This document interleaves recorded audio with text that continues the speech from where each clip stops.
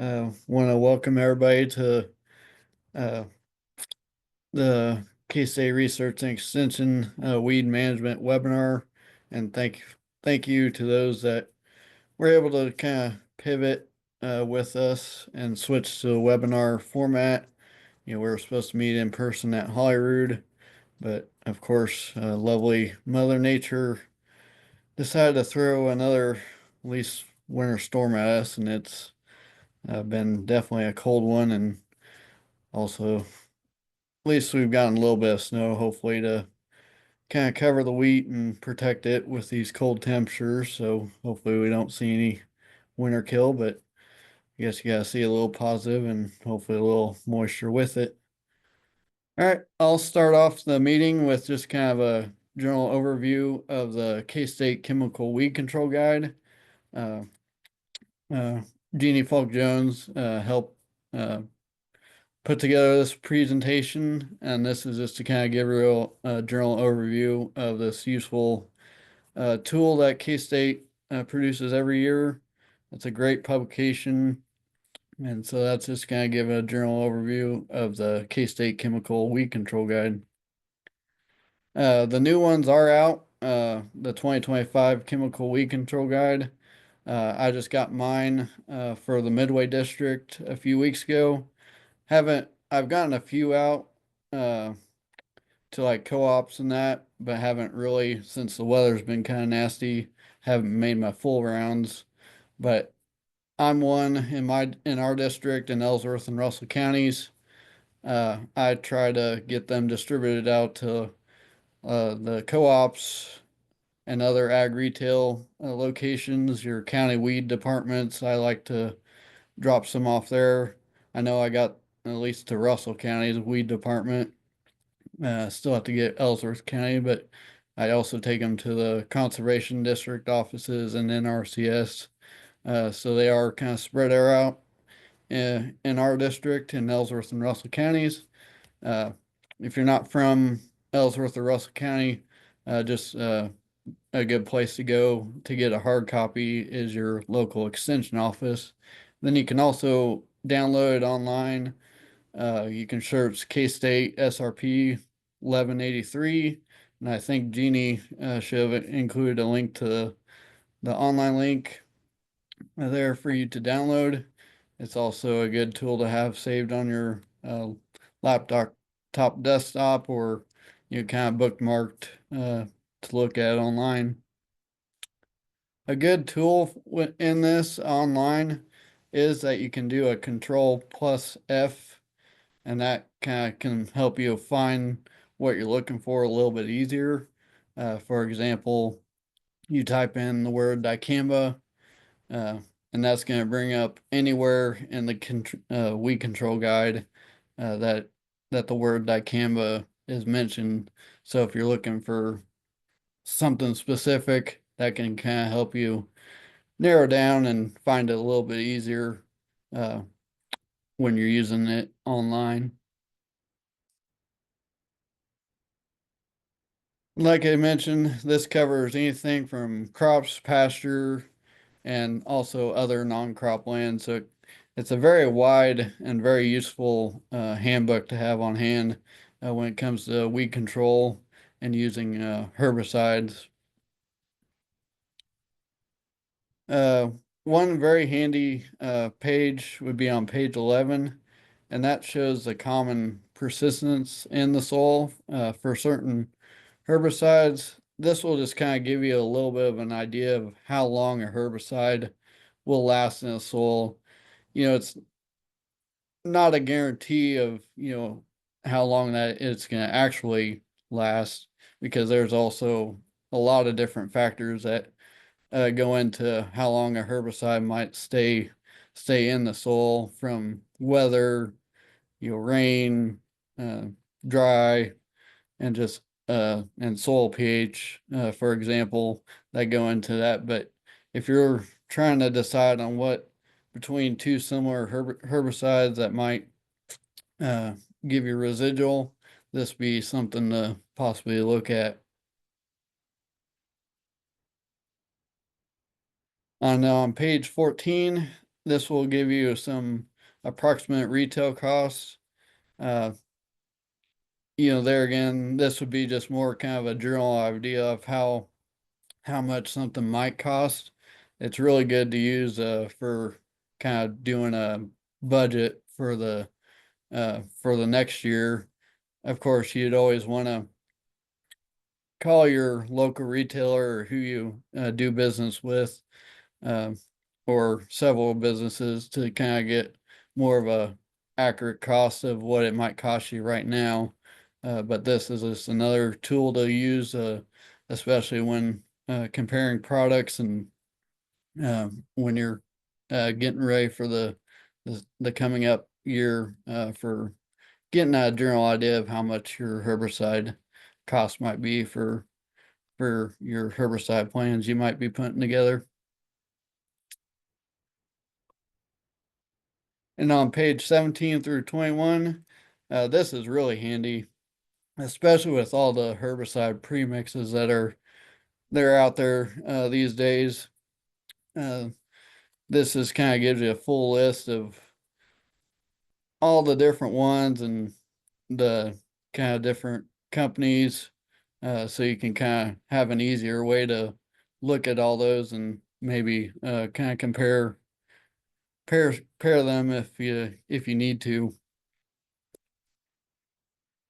An example would be all the different authority products that are out there. As you can see, there's one, two, three, four, five, six, seven, and eight. So if you're trying to figure out what's the difference between all those different authority products, you just have one handy way to do that at once.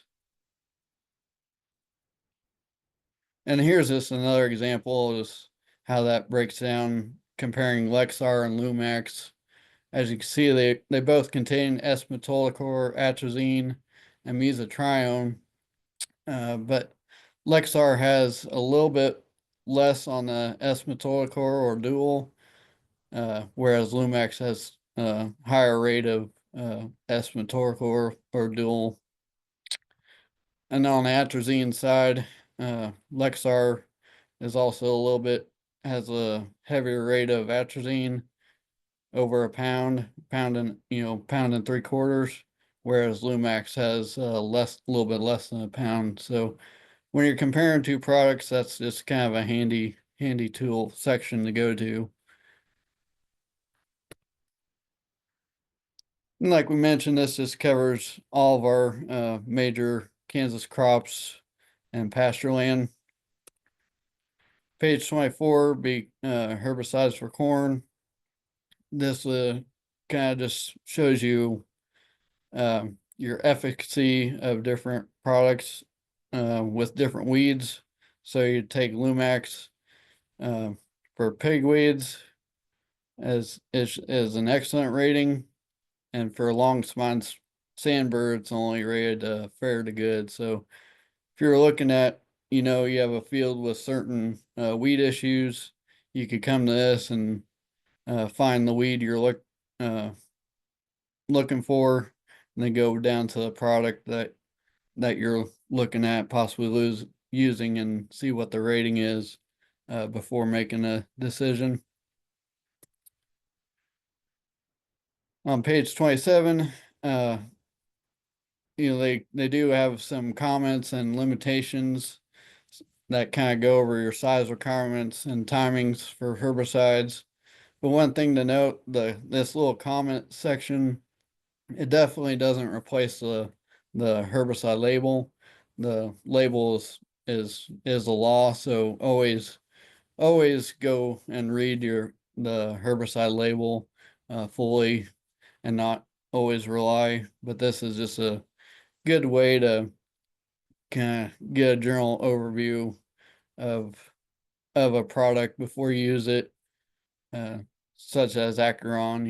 Your application can be from 20 to 8 days before planting through early post-emergent, and that's on any field salads or seed corn prior to 12 inches tall.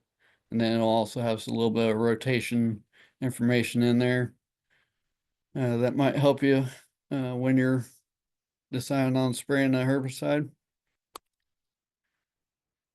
And just those are just the general sections of all the uh, different crops. Grain sorghum's page 51, soybeans 64, sunflowers 85, winter wheat page 88, spring oats, alfalfa, cotton, and even canola.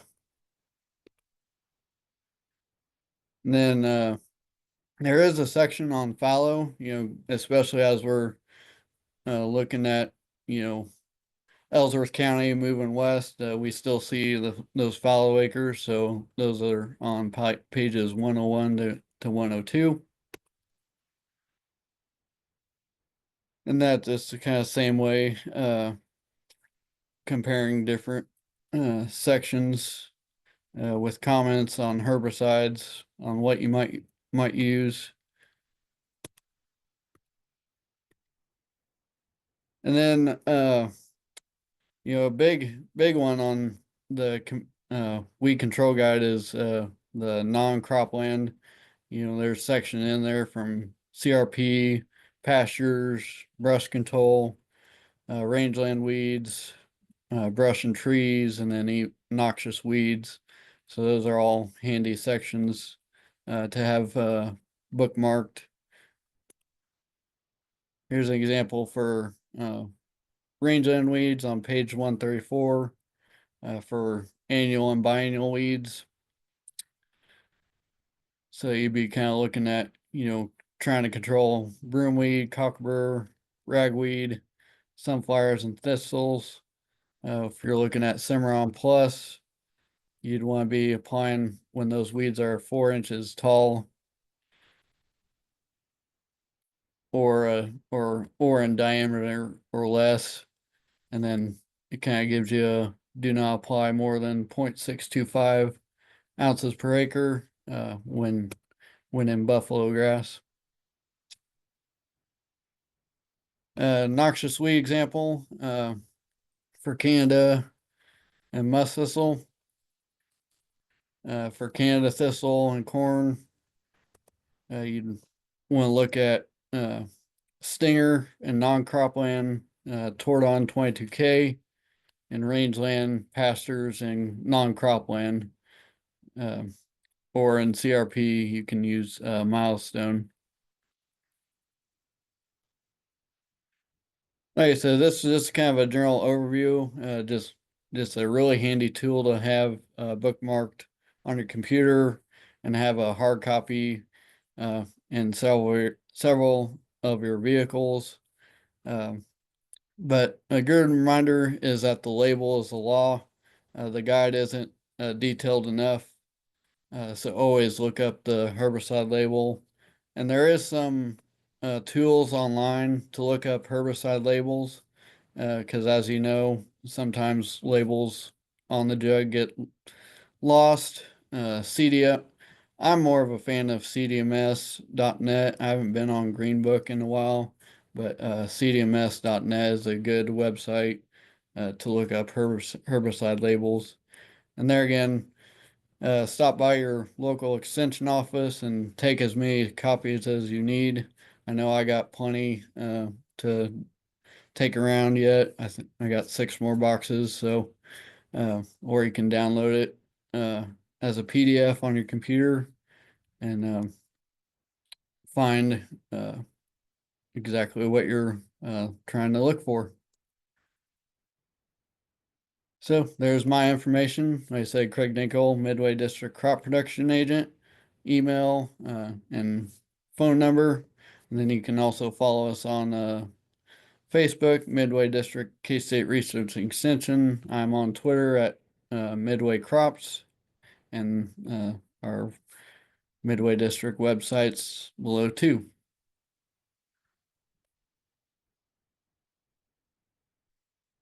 Before we jump into a systems approach to weed management, I thought it would be good to just do a quick update on 2025 herbicides. So Craig and Jeannie, or Craig, talked about the weed guide. Jeannie put the links in the the chat. So if you guys don't have a hard copy, you can get an electronic copy. But all of these products that we're going to talk about were added to the weed control guide for 2025.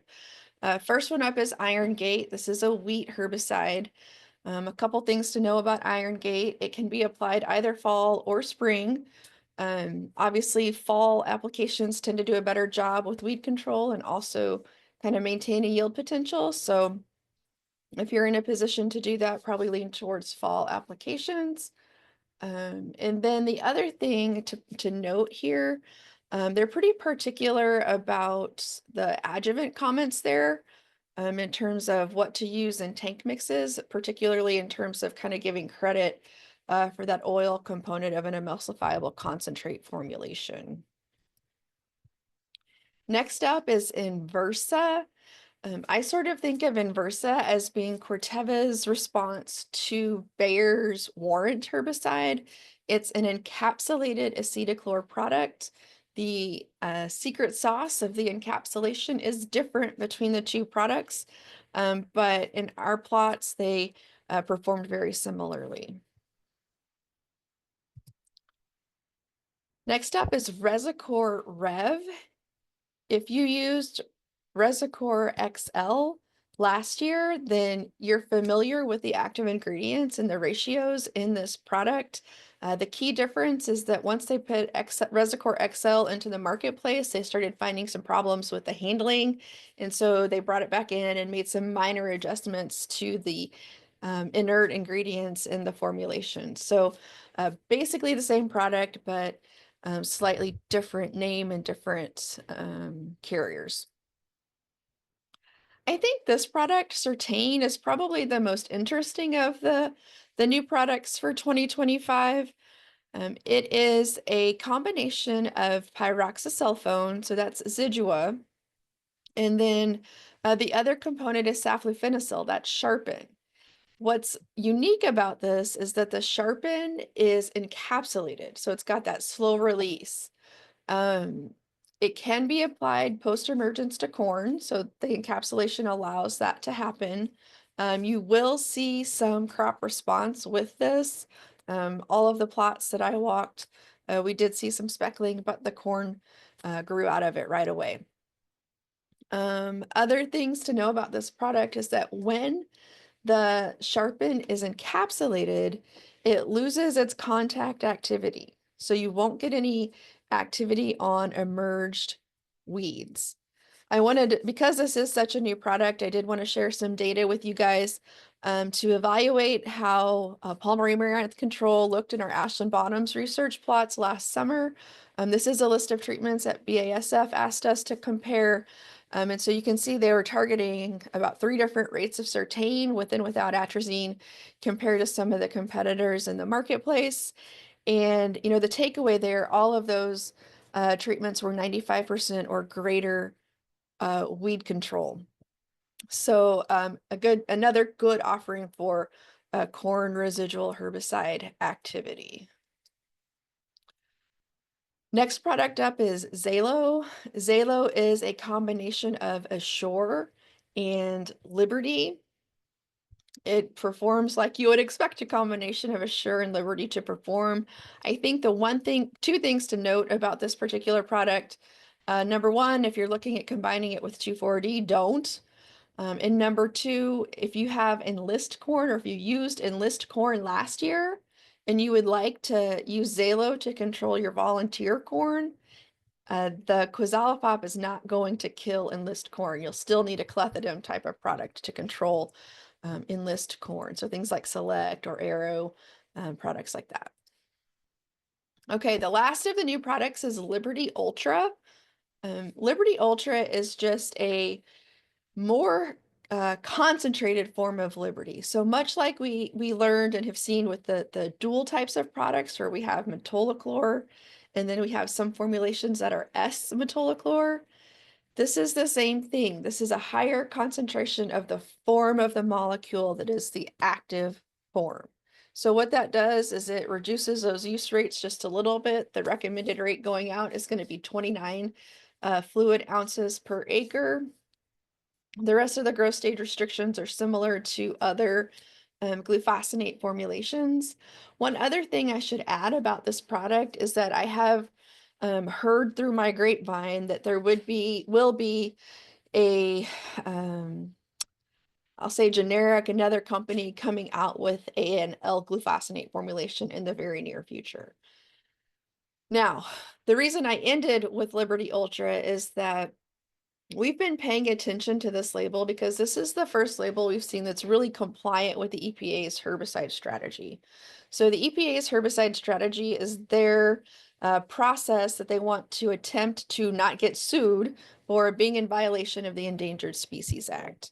So Liberty Ultra is a pretty environmentally safe product. So these mitigation practices that are required on the label are probably going to be about as easy as we see. So this is a good place to start talking about this. The mitigations come in really two categories: preventing drift and preventing runoff. Okay.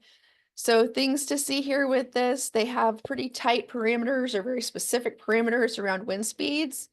So 3 to 15. And they also require a 10-foot downwind spray buffer.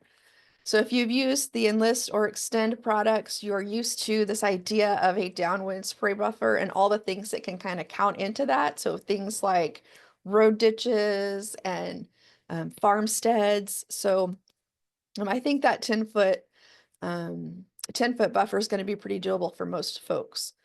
The part of these mitigations that is particularly complicated is the runoff mitigation points. There's a whole scheme of practices that you can use to accrue mitigation points. So 3 is a fairly low number. The maximum on the scale is 9. Okay.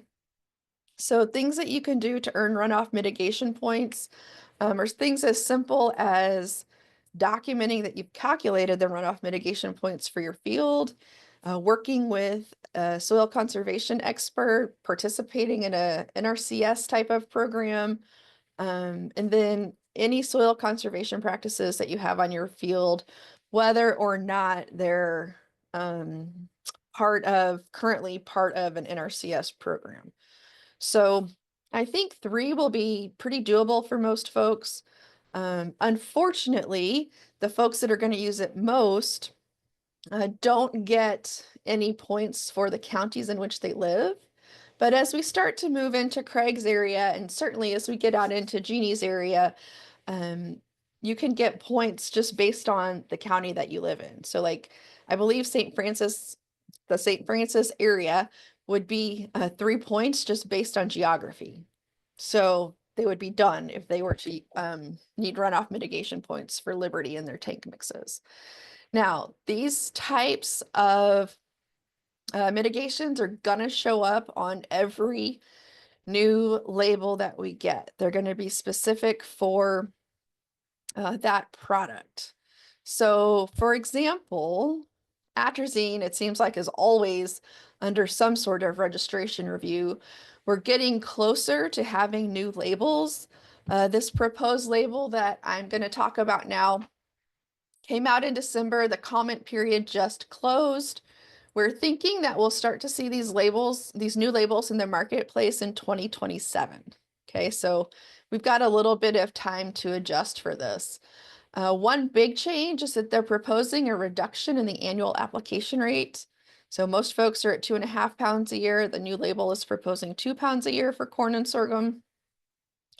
And then here's where the mitigation points for atrazine are a little complicated. Part of that proposed label was actually a state by state, county by county listing of how many points are required.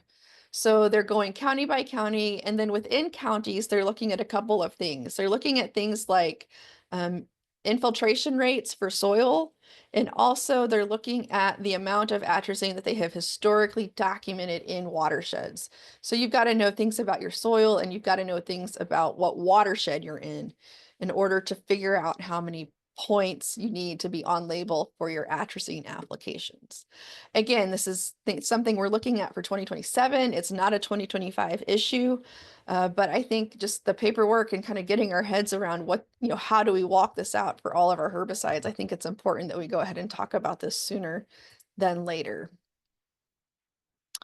The most common question I had kind of late summer, early fall was what's going to happen with dicamba. Long story short, over-the-top dicamba labels are not in the 2025 weed guide, just because of the timeline between when the labels got canceled and how long it takes to get a new label approved. There was no way that was going to happen for 2025. Okay, questions at this point about new products? Okay, Craig? Yep, haven't seen anything come in, but yeah, if Okay. anybody has questions, you can either use the chat anytime. Yep, chat anytime. Feel free to unmute. Okay, so Oh, Sarah, there the there's first one. oh, one okay, question from Marvin. Is the max application of 2 pounds per application or per year? per year. Per year. Okay. Mhm. Yep. Sarah, you the other day you used the example with me on metulachlor and S-metolachlor and Liberty L about the different gloves, right hand gloves. Do you want to use that same example? Because for me, it really drove home understanding the differences between the two products. Yeah, so when we're in organic chemistry and we're learning about how these molecules are put together, the concept that they use is that it's like gloves. So it's the same atoms being put together in the molecule, but the orientation is slightly different. So just like both of your hands hopefully have 5 fingers, but you can't put a right-handed glove on a left hand, right? So if we're in a factory that makes equal numbers of right and left-handed gloves, but we only need right-handed gloves, you're not going to do anything with the left-handed gloves. They're just floating around, right? And so in this case, we want the right-handed gloves. We don't want the left-handed gloves. And they've changed the manufacturing process such that there's a higher percentage of right-handed gloves in that mixture. I don't know if that makes any sense or not. Is that what you wanted, Jeannie? That's what I was thinking because, when we're thinking about having both of those as part of a jug of herbicide, but then when we know that only the right-handed gloves are the ones that are actually doing the work for us, to me, it helps me understand why we have the differences in rates and the differences of what's going on with the product. So thank you for doing that. Yeah, no problem. I think the other way I think about it sometimes is like the idea of a master key that'll fit in every lock. But then I have a specific key for my office that doesn't get in anybody else's. So the glufosinate mix is like the master key. The L-glufosinate is like the key that's specific for my office, and that's the enzyme. We need the specific key for the specific enzyme. So anyway, chemistry, it's fun. Thank you, Sarah, for doing that. Yep. Okay, so next up, systems approach to weed management. So this was kind of the topic that the agents asked us to talk about. So we'll start just thinking a little bit kind of the 30,000-foot view of a timeline of a corn or sorghum / wheat rotation that you might be using. And I think the thing I want you to take away from this slide, a couple things here. First, if you look at the top line with the dark purple boxes, each of our applications has got a slightly different purpose, right? So just think about what weeds you're targeting with each application, right? So right now, folks are kind of focusing on kochia control. Later, they'll be focused more on polymer amaranth. We're going to talk a little bit about the importance of timeliness and kind of some different ways to think about timeliness for our post applications. And then, we can think about fall applications as well. We're not going to talk about those as much today. On the bottom line, I think things to think about here is just the importance of controlling those weeds early, if we can, in terms of maintaining yield potential. And then my predecessor is known to have said that wheat stubble is the weakest link in our weed management systems in Kansas. And so thinking about how are we going to maximize weed management in those stubble fields. I get it. You're trying to get the weed out. It rains, things happen, weeds grow. But it's really important to think about how we're going to especially use residual herbicides in those situations. All right, so this day and age, you can't hardly give a herbicide or chemical weed control talk without thinking about herbicide resistance. And one of the things that we need to think about in terms of herbicide resistance is the fact that we can have multiple resistance in some of our populations.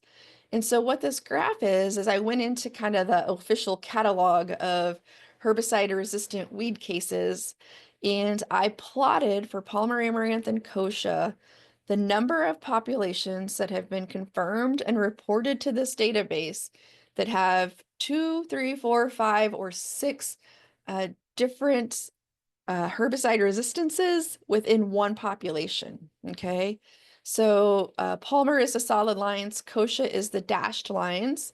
So 2, far and away is the greatest. But I want you to look at this dark purple solid line. We're going to talk specifically about this population right here that caused that line to go up in 2021, because it's a population that is from Kansas, and that my former colleague at K-State, Dr. Mithila Jugulam, had a student or a group of students do some work to dig into the resistance that's occurring in this population. So they found that it was resistant to 6 different herbicides. The only 2 herbicides they tested on this population that killed it were glufosinate and paraquat. So it's resistant to 6 different groups. And 5 of those 6 cases of resistance within this population were the result of metabolic herbicide resistance. So things to know about metabolic herbicide resistance from a biology side. There's a couple of different types of enzymes that we worry about being the cause of this resistance. And so what happens is those enzymes work too fast in the population or in those plants, and so they break down the herbicides so fast that the herbicides don't have time to concentrate at the active site in effective concentration, so the plant doesn't die. And this can happen to really any mode of action group. Okay. From a practical standpoint, the things we need to know about metabolic resistance, I think there's 2 key things to think about.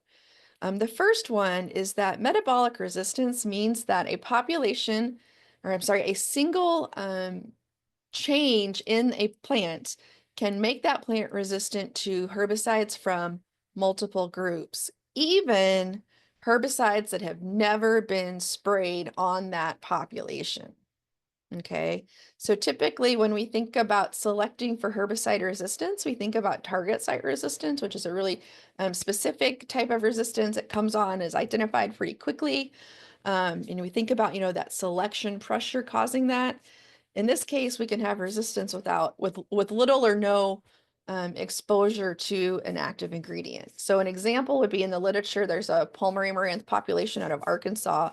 They confirmed resistance to 2,4-D, and they tested it for some other group 4 herbicides. And there's actually resistance to a molecule that wasn't even on the market yet, hadn't been sprayed on that population at all. Okay, so this changes the way we have to think about managing herbicide resistance, because it really limits the effectiveness of mixing and rotating herbicides to manage resistance. Now, mixing and rotating herbicides is still important, and it's still one of the most straightforward tools that we have to manage herbicide resistance, but it's not going to prevent metabolic resistance. This whole problem is exacerbated or made worse by the fact that we haven't had any new herbicide groups, herbicide sites of action introduced to the U.S. Market for major agronomic crops since the late 90s. Okay, I've got a couple of groups on there on the far right-hand side that have been identified. They are recognized by the Herbicide Resistance Action Committee that works on organizing these groups and officially recognizing new groups, but they're not available in the US market at this time. So the answer to this is to think about, how do we get to zero weed seed production? Okay. I'm going to tell you, I recognize that no humans are perfect, no system is perfect, and that this is a big ask, okay, a lofty goal. I would tell you that even if we know it's not 100% attainable, it's still important that we do our best to strive for that direction, to go in that direction, to strive for zero tolerance for weed seed production. Not trying to give you guys a pass to not try, but just recognizing, the reality and the challenges that we have in the field to try to get to zero weed seed production. So what are some things we need to think about while we're working towards this zero tolerance mindset? First would be strong residual herbicides, and we'll talk about that in my second presentation. Second would be timely post applications. We can talk a lot about the importance of weed size, right? We know that if it's taller than your pop can, that it's too tall probably to kill with most of our herbicides if it's Palmer amaranth. And then alternative tactics. So we'll touch on alternative tactics here too. And Jeremie is going to give you guys some really good data out of Hayes to talk about alternative tactics. Okay, so thinking about timing our post-emergence applications. One of the negative kind of lingering effects, I think, of the Roundup Ready era is this idea that we should wait until the entire flush of weeds is up before we make our post-emergence herbicide applications. So this data set, it was put together by a graduate student at the time from Purdue University, and they looked at a multiple Palmer amaranth populations, and they counted or calculated how many growing degree days it takes to reach certain growth stages. Okay, and so from this graph, what I want you to see is that if we wait until that green line on the left-hand side reaches 90%, we probably have passed the time that those weeds were small enough to control, and B, any of the new weeds that would be small enough to control are going to be kind of shaded out or covered up by the canopy of the bigger weeds. So yeah, we're going to make one pass, but how effective is that pass really going to be? And so what they propose in this article is to think about making herbicide applications at 30% weed emergence for Palmer amaranth. Okay, and so they even calculated the number of growing degree days that it takes to hit that 30% emergence threshold. And again, this was a variety of Palmer populations, so their numbers are pretty solid here. But that number was somewhere down around 200 growing degree days, which, depending on, the weather conditions, that can happen pretty quickly from the time the residual herbicide starts to wear off. So I'm just making sure that we're targeting weeds when they're small enough to kill. And I would say that I really think that this is one of the places where some of these targeted herbicide application systems can actually help us be better weed managers. Okay.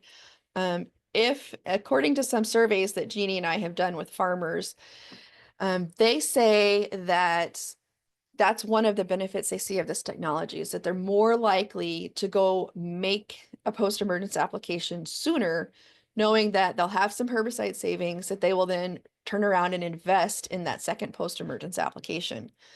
That can move the needle on weed control, in my opinion. All right. The other thing that my group has been looking at and talking about in terms of timing our post-emergence herbicide applications is this concept of delta T. Okay. I routinely get questions every year. Delta T, every year I get two questions. One question is, how hot and humid is hot and humid enough for herbicides like Liberty and Paraquat to work? The other question I get every year is, when is it so hot that I need to think about parking my sprayer because my herbicide efficacy is going to decrease so much? So this is a concept that comes from the Australians. Okay, so they have some pretty extreme environments for weed control in Australia. And so we're going to borrow from them with this concept. It's an indicator of droplet evaporation. Where was I going with this? Delta T, droplet evaporation. Okay, so the small graph on the left is from the Australians. Okay, so it's in degrees Celsius. And in degrees Celsius, the ideal delta T is 2 to 8 degrees Celsius. And that's where I was going with this delta. So in like the sciences, delta, the Greek letter delta, which is a triangle, just means that we're looking at a change in something or a difference in something. And in this case, it's the difference in the wet bulb reading on the weather station and the dry bulb reading on the weather station. So yes, it's similar to relative humidity, but it's not a linear relationship here. So if you look at this graph in the main part of the slide here, the green area is where we want to be for delta T. So the sweet spots are like around 4 to 14. Okay, and so those correspond with something like 88% relative humidity here at the highest temperatures, and then going down to about 60% relative humidity for the lower temperatures. And then on the bottom side, we're looking at something like, 58% relative humidity, and then going on down to 10% at the cooler temperatures. Okay. The other things about this graph, the orange and yellow zones are kind of like proceed with caution. You're probably not going to get maximum activity, but it's still okay to spray. And then the thing to look at here is this red zone, where this is where we think conditions are going to be unsuitable for spraying and we're not going to get weed control. And so if you're in that red zone, that's when it's time to start thinking about parking the sprayer. So that's going to correspond with something like at 100 degrees, about 40% relative, or 104 degrees rather, something like 40% relative humidity. And then down here at 68 degrees, that's 10% relative humidity. Okay. So that's how that works. We don't have this as a function on the mesonet yet. It's my understanding that some of the commercial weather stations do have this functionality. My team has done 1 year, 4 replications, 5 different application timings to try to validate or verify this for Kansas. And so what we did here is we picked a week last summer where we expected the temperature and humidity to fluctuate quite a bit. And we made applications really between about 10 or 11 o'clock in the morning and 1 or 2 o'clock in the afternoon. So trying to stay pretty close to the middle of the day to minimize the effect of time of day on the effectiveness of the glufosinate. And what we found, with the exception of that one lone data point down there around delta T of 4, and this is in degrees Celsius. So forgive me for not making that swap there. With the exception of that one data point, all of our data points that came in below 80% were in the don't spray zone. Okay, those higher delta Ts. So we think it's going to be effective, and we're excited to look at this in some more environments and make sure that it's a good fit for Kansas. Probably should touch base quickly on non-chemical weed control concepts. I really think that one of our more underutilized and underappreciated weed management tools is, just sanitation, and trying to prevent moving weed seeds. Equipment, shoes, very good at moving weed seeds. So just taking the time to clean the mud off your tires, taking the time to clean your combine, can pay dividends. Doing things like harvesting fields from the cleanest down to the weediest, particularly if you think that weedy field has herbicide resistance. All of those types of things can help us keep from kind of shooting ourselves in the foot when we think about weed management. Next up would be harvest weed seed control. And Jeremie's going to talk about this some more. There's a few different ways we can think about trying to kill the weed seeds at harvest, but the one that's getting the most attention is impact mills.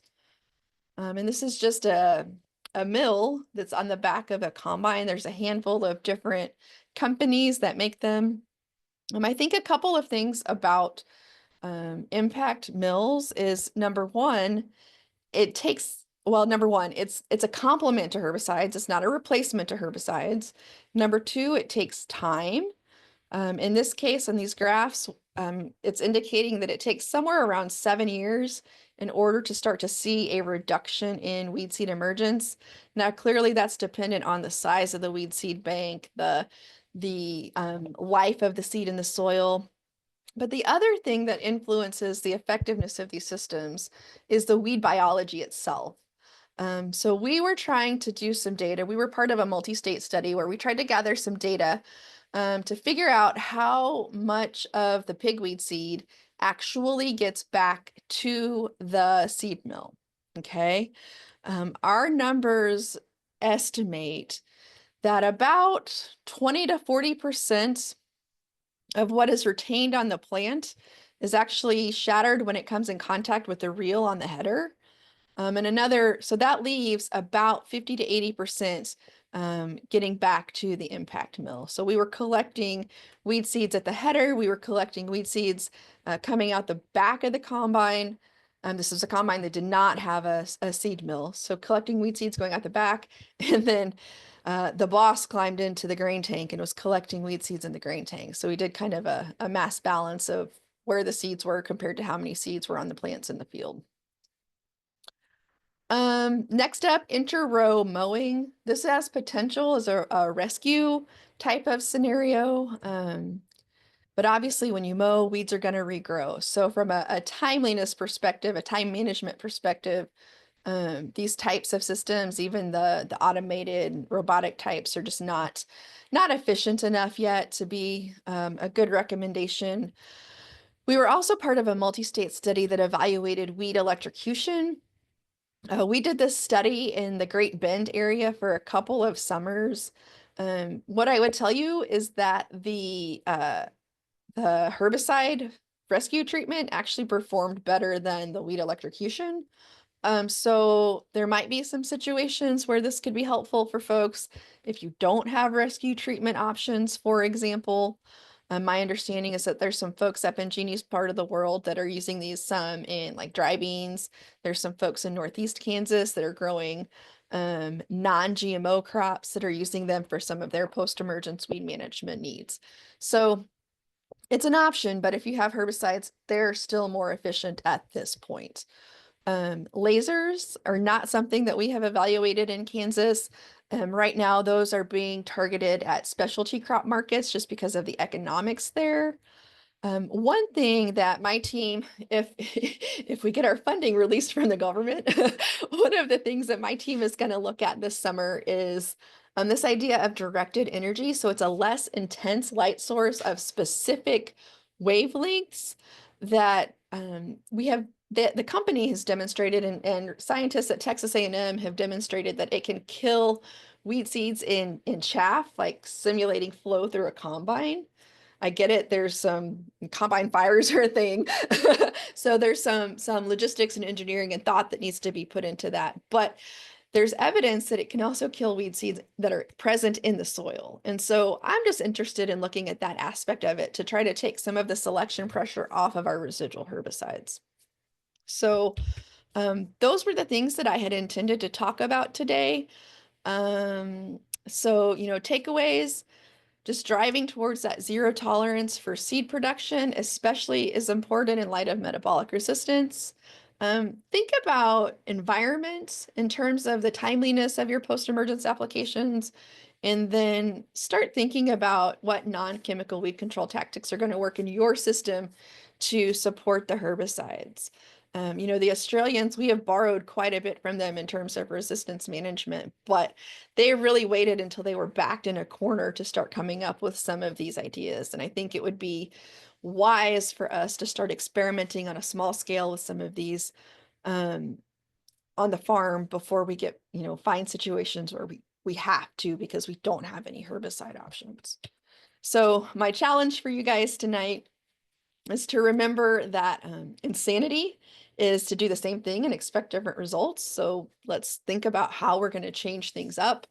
But also remember that there is no silver bullet in this situation. I occasionally will get asked, well, when is the next, new technology? When is the next Roundup Ready technology coming? And I will tell you guys, it's probably not coming. One of the things you'll see here, the second line from the bottom of this slide is War Against Weeds podcast. You might have noticed some red squares on some of the slides, the logo for my podcast that I put together with my cohorts from North Dakota State and Ohio State. We have the War Against Weeds podcast. And there was one season where we asked every single guest, is this a silver bullet for weed control? What do you think about silver bullets for weed control? It was really interesting to see all the creative ways that they said, no way, not happening, keep dreaming, in terms of waiting for the next silver bullet. So that's the thought that I want to leave you guys with. Here's my contact information. Craig and Jeannie know how to get a hold of me. And I will turn the floor over to Jeremie if there are no questions. There was one, it was a little bit earlier in, or I think halfway through. It's just a clarification on, by mixing, do you mean using multiple mode of actions? I Yeah, can't remember mixing which. and rotate modes of action. So mixing herbicides is much less effective for managing metabolic herbicide resistance. So, yep, Marvin keeps me on my toes. It's a question that came in from Jim Diamond. Yeah. For spot spraying, and this is for Jeremie and Sarah, for a spot spraying system, what other AIs other than paraquat would you recommend for Palmer amaranth and fallow? Okay, so for well-targeted applications, that's for polymer control, you mean, right? Yes. In fallow, okay, so that's something I may need to look into, but I know, like, for when it comes to fallow production systems, the See and Spray Select, offers the opportunity, for example, to spray in fallow production systems. But then when it comes to the herbicide we want to use, we have several options there we can choose from. But maybe I will need to take some closer look and get back with some answers. Probably Sarah has something to add into that. So I mean, I can take a stab at that, but my thoughts are, I don't know that I would put paraquat out without either metribuzin or atrazine, right? So you've got that component in there, and that'll give you a little bit of residual around that if that plant has already produced seed, or we know there's a seed bank there, right? That'll give you some residual activity in that particular area. And then, I mean, depending on the resistance profile of your population, I would think you could look at, a dicamba application. Adding that would probably be an appropriate approach as well. We do have some PPO resistance in the state. Trying to get a better handle on exactly where that is myself.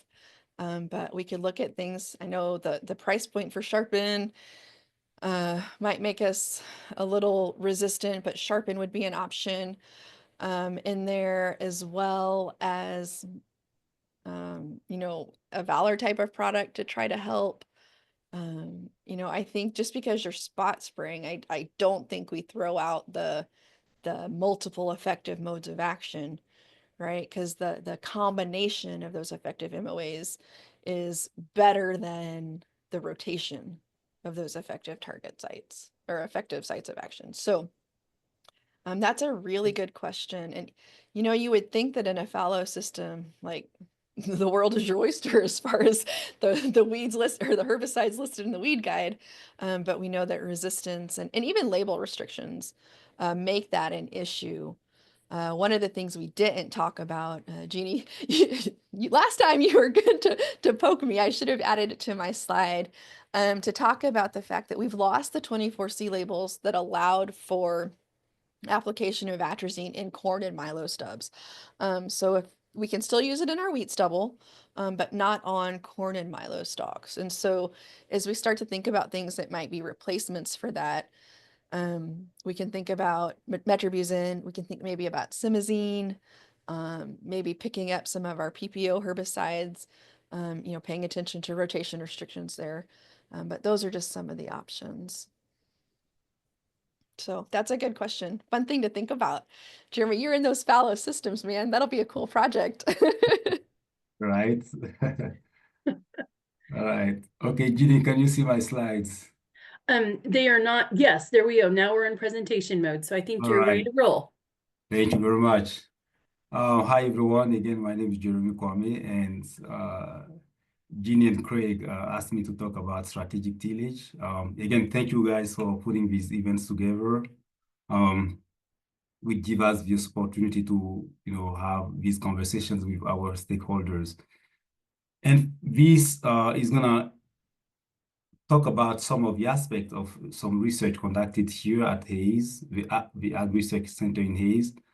And this has to be taken, in the framework of the system approach to weed control Sarah talked about, because all weed scientists will agree that there is no silver bullet when it comes to controlling weeds, right? Because those weeds are always trying to adapt to the management strategies we are implementing. So we want to use as many tools as we can in order to achieve a good control. And so again, this research was conducted by a disciplinary research team. So they investigated so many aspects, including soil health. But I will be focusing on the weed management aspect, the impact of the strategic tillage on weed control. So again, as we all know, we know that the no-till farming system helps us in the dry land production systems, for example, to store more soil moisture. And at the same time, it allows us to have cropping intensifications with the maximization of the residues on the soil surface. It allows us to reduce soil erosion, as well as to accumulate more soil organic carbon on the surface or in the soil, and improve the soil structure. But at the same time, to control weeds in those production systems, we need to rely so heavily on herbicides. And we see here a couple of photos. The one on the top is a plot which receives a strategic tillage, and we see less weed infestation compared to the one on the bottom, which did not receive any strategic tillage operation. And again, over reliance on herbicides with the same modes of actions over time has resulted in many cases to herbicide resistance evolution. And in addition to this, we have some problematic weed species like the perennial grass species like windmill grass, tumble grass, or purple freehound, which become a problem in no-till farming. So some of the strategies that are available to growers include this, what was called the strategic tillage approach. Basically, this research was conducted again at the Ag Research Center in Hayes in some plots which were implemented since 1976 in a no-till system. And basically in 2016, what they did, they came to those plots and they split them in two parts, maintaining half of the field in no-till conditions, and the other half, they implemented what they called a strategic tillage. So they did some tillage with a sweep plow equipped with pickers when they thought that the soil erosion risk was the lowest. And after this tillage operation, they left the field to go back to a no-till production system. So the tillage operation had two passes. The first pass was done up to 3-inch depth, and 3 days later, they came back with another operation, which went up to 6-inch depth. 1 month after the strategic tillage operation, they went in the field and evaluated the pressure of the weeds. And so the species which were the most problematic at this location were kochia, tumble windmill grass, and purple freehound. So they counted those species, and the result showed like another point was they had 3 crop rotation scenarios on the site. They had the wheat fallow rotation scenario, and they had a wheat sorghum fallow rotation scenario, and the last one was the continuous wheat scenario. And across all those crop rotation scenarios, they noticed like the reduced, what they called reduced tillage, and the strategic tillage operations reduced significantly the density of those species which were the most problematic, meaning kochia, windmill grass, and purple freehound. Another finding of the research was the wheat yield was higher for the plots that received strategic tillage operation compared to the no-till plots. And these strategic tillage plots, the yield was similar to the one they obtained under reduced tillage. The yield of grain sorghum was similar between the strategic tillage plots and the no-till plots. Both were greater than the reduced tillage plots. And 6 years later, Dr. Obor had a grad student who conducted another investigation on the same site. And so she evaluated the wheat pressure in those fields and came up with the diversity of weeds in the field and how this was affected by the treatments imposed 6 years before that. And what she found was across rotations, she found like the no-till plot had a higher population of each of those weeds, meaning windmill grass, spotted sparrow, and little barley. And she also reported like the no-till plots had 58% greater weed diversity than the reduced till, and the strategic till plots were in between the two of them. The diversity was not different from the no-till, and it was not different from the reduced till plots either.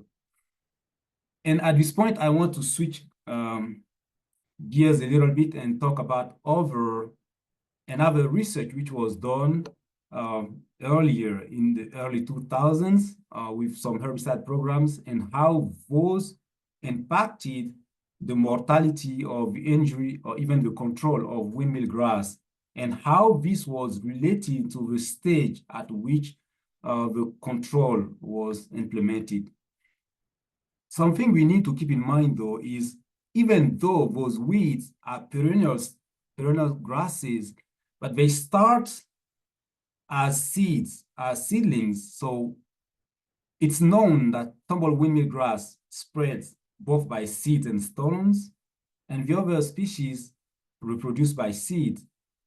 We don't have a lot of data on tumble grass and purple freehound, so most of the data I will be sharing here will be about windmill grass. But if we apply the same principles to the other species, even though we'll not have the same response, but we can improve our control strategies when we are timely in our approach. So again, this research, they had several questions they wanted to answer.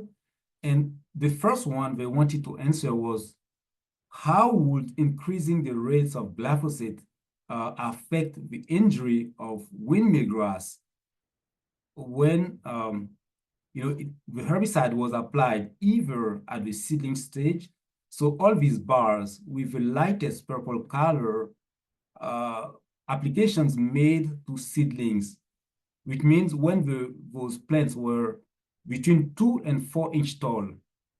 And the middle color would be applications to windmill grass when the plant had 5 to 10 tillers at the tillering stage.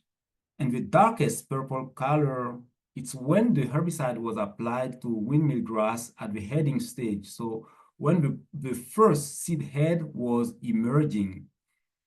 So what they noticed was, first of all, increasing the rate of glyphosate from 0.5 pounds per acre to 0.75 and to 1 pound per acre increased also the injury to windmill grass, which makes complete sense. Increasing the rate of herbicide is gonna increase the injury.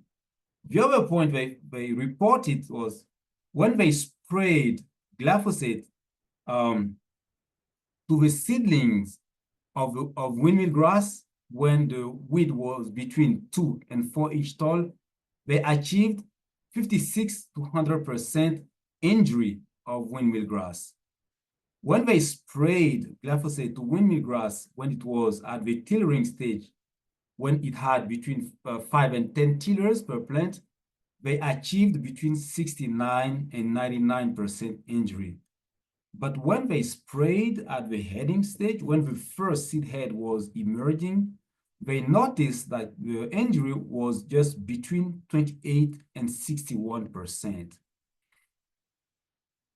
And another question they had was, we know that the group 1 herbicides, what we call the ACCAs inhibiting herbicides, they achieve good grass control, right? So they wanted to understand how applying 3 different herbicides, some DIMs and some FOPs, would compare to glyphosate application on windmill grass. And those 3 herbicides were applied to the same stages as they did with glyphosate. And the 3 herbicides were post. We had Select Max or Clethodim, and we had Assure 2 or Quizalofop. What they noticed was, the first thing, those 3 herbicides achieved at least the same level of injury than the highest rate of glyphosate. The next point they reported is, like, when they sprayed those 3 herbicides to the seedlings of windmill grass, they reported 100% mortality. Of course, this was applied to seedlings between 2 and 4 inch tall. When they sprayed those herbicides to windmill grass at the tillering stage, when each plant had between 5 and 10 tillers, they reported greater than 90% injury. But when they sprayed them at the heading stage, they reported 83% injury or less. So the next question they wanted to understand or to answer was, how would the herbicide glyphosate move in the plant when it's applied earlier at the seedling stage versus when it was applied at the tillering stage? And what they reported was, using C14 glyphosate, 10 days after application, when they applied it to the tillering stage of the weed, this is the treated leaf. They reported up to 50% of the herbicide was still remaining in the treated leaf, and only 50% was translocated to the other part. Here they reported the other tillers, which had only 9% of the glyphosate translocated to those parts. But when they applied the glyphosate at the seedling stage, they reported 60% of the herbicide moved to the other tillers, and only 9% of glyphosate remained in the treated leaf 10 days after application. Which means if we spray the windmill grass when it's at the seedling stage, we have a greater chance, a greater probability to have the herbicide being translocated to other parts of the weed, which of course is gonna increase the effectiveness of the herbicide. The next question they wanted to answer was, how would different herbicide programs applied pre and post affect the control of windmill grass in the field? And they conducted this research in 2001 and 2002 in no-till corn production systems. They had these post-emergence herbicide programs applied to windmill grass again, when it was between 1 and 2 inch tall. Those programs included mesotrione plus atrazine, Preemergence plus prosulfuron plus atrazine. We also had rimsulfuron plus nicosulfuron plus atrazine. They had a post-emergence application of glyphosate and a sequential application of glyphosate. And what they noticed with all these herbicide programs, 6 weeks after application, they achieved at least 90% control in both years. But at harvest, they noticed about 100% control. But again, let's keep in mind, these were seedlings between 1 and 2 inch tall. With the pre-emergence herbicide programs, they noticed similar results, except one which had lower than or about 89%, which was a combination of alachlor and atrazine. So again, here the key message is when we spray those seedlings, we have a greater chance of controlling. But when we delay control, when the perennial stand gets established, it's going to be really hard to control. And this more recent research showed similar results. So they tested different herbicide programs in a fallow setting.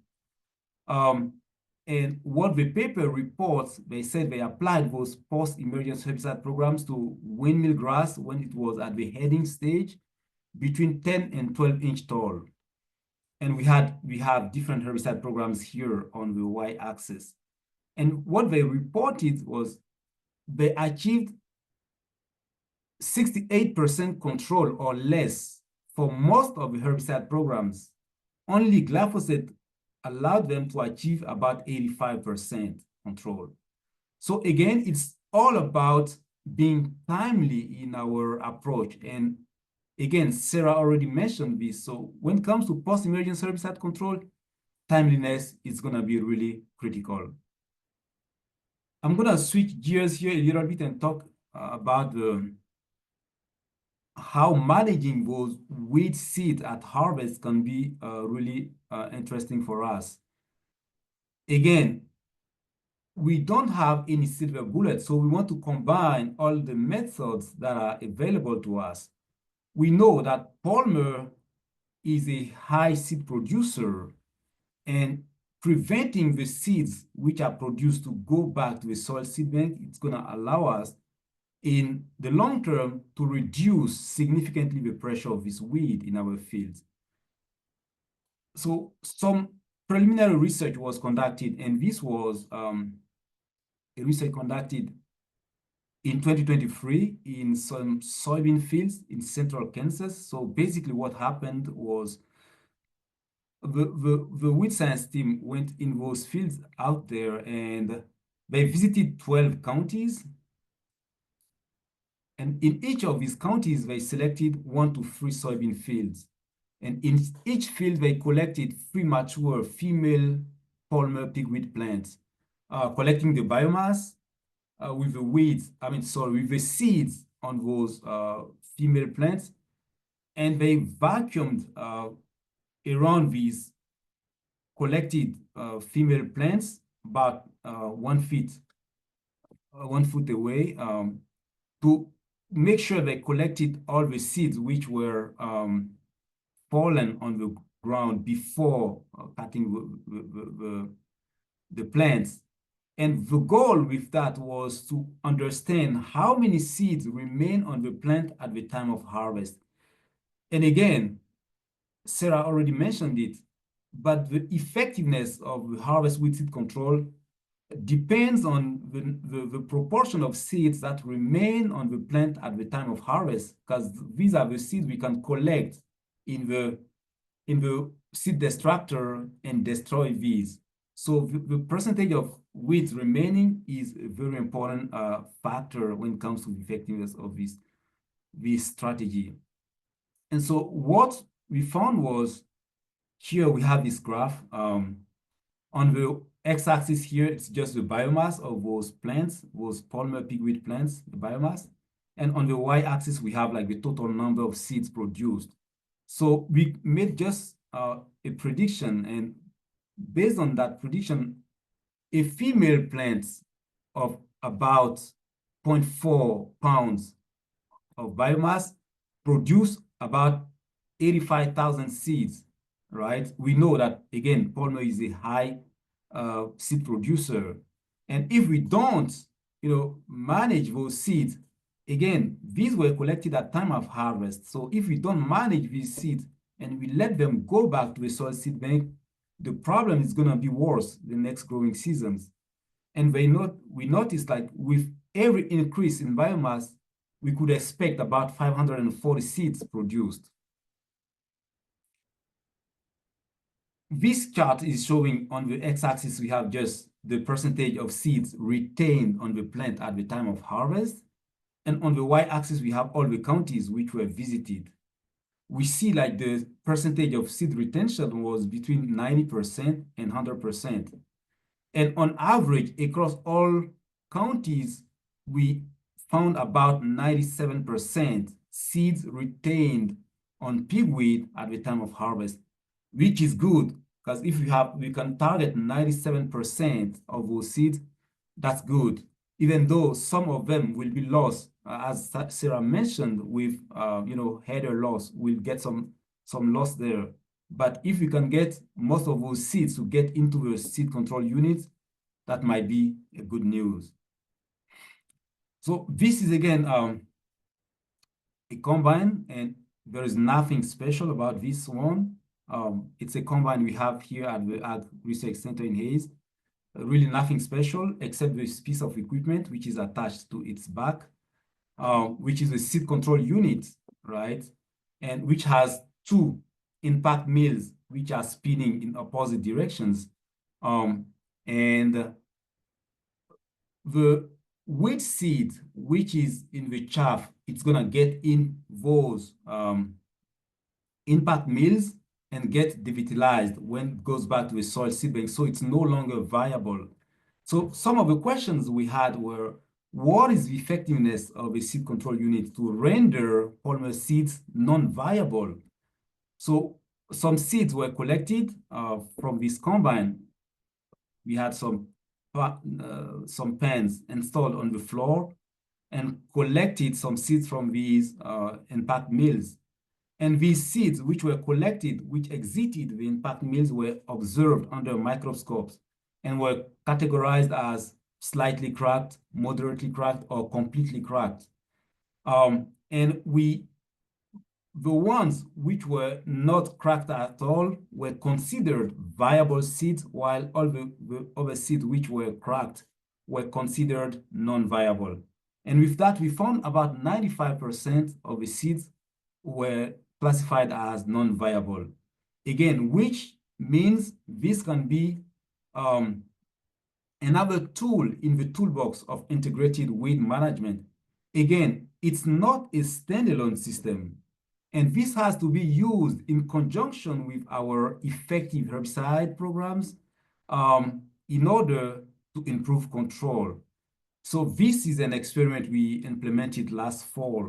What we want to evaluate here is to see how combining the seed control units or the impact mill with different herbicide programs in the long term is going to impact pigweed dynamics, means its emergence, its soil seed bank, and potential other weeds can be evaluated as well.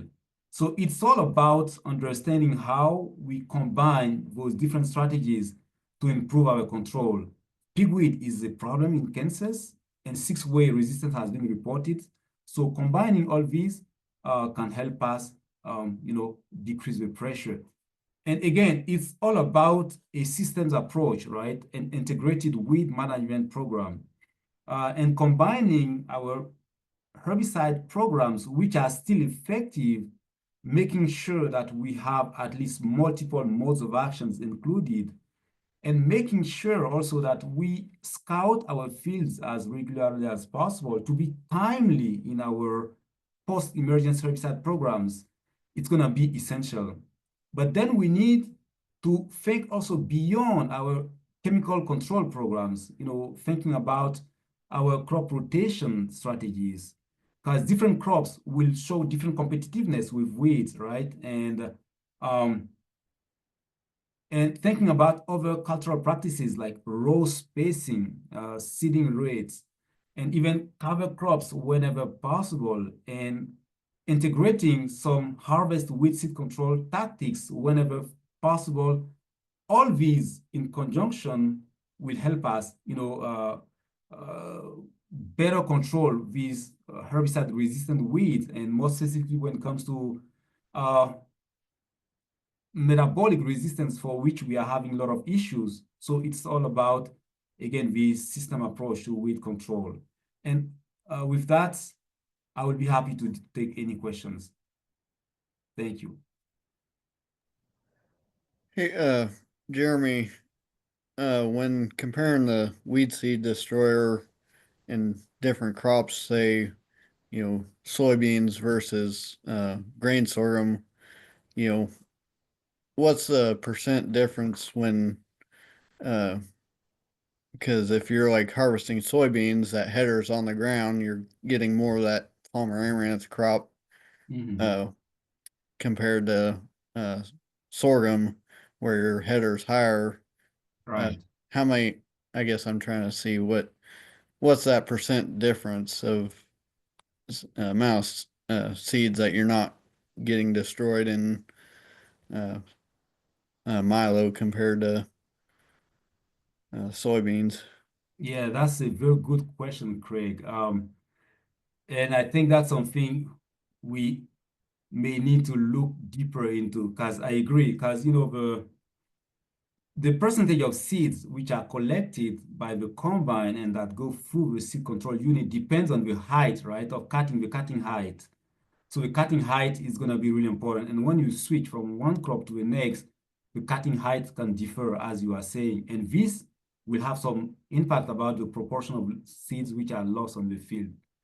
I don't have a clear, an answer an answer for that, because I don't have data to back this up, but I'm sure there will be some differences there. But again, it's a research question we need to take a look into. And I will again search in the literature if there were some comparisons there, like between crops. But again, it's a very good question. Yeah. Yeah.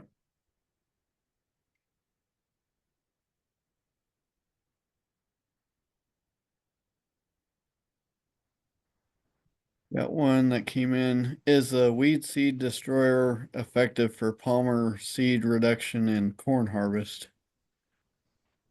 I think yes. I think yes. I mean, because, well, again, the data I shared is about soybean, but if we can, during harvest, we get the seed of palmer to get in the seed control unit, it will be devitalized the same rate. I mean, that's the same species.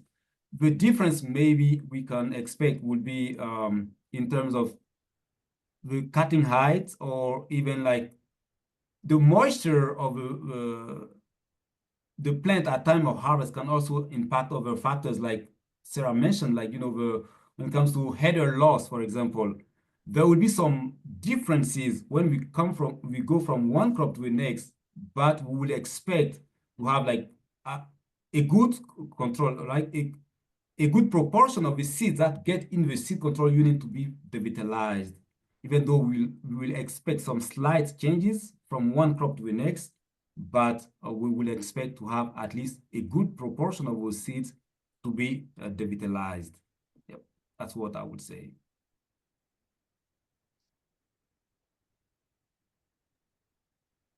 I was trying to look quick, Jeremie. I think Kevin's group out of Mizzou had a corn header weed seed destruction study. Oh, here we go. I Nice. might have found it.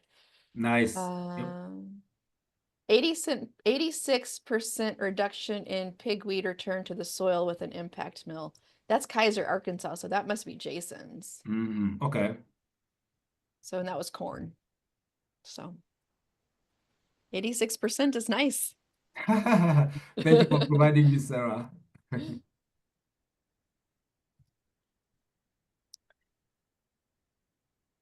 Any other question?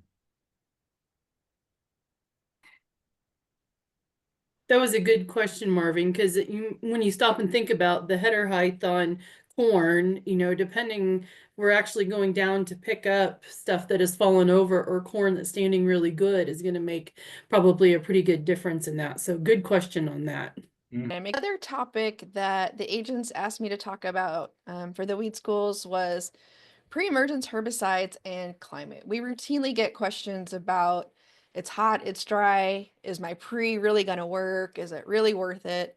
So I'm going to show you guys a little bit of data that we collected, some data from some other places to kind of talk about really how to give yourself some insurance for making sure your residual herbicide programs are as effective as possible.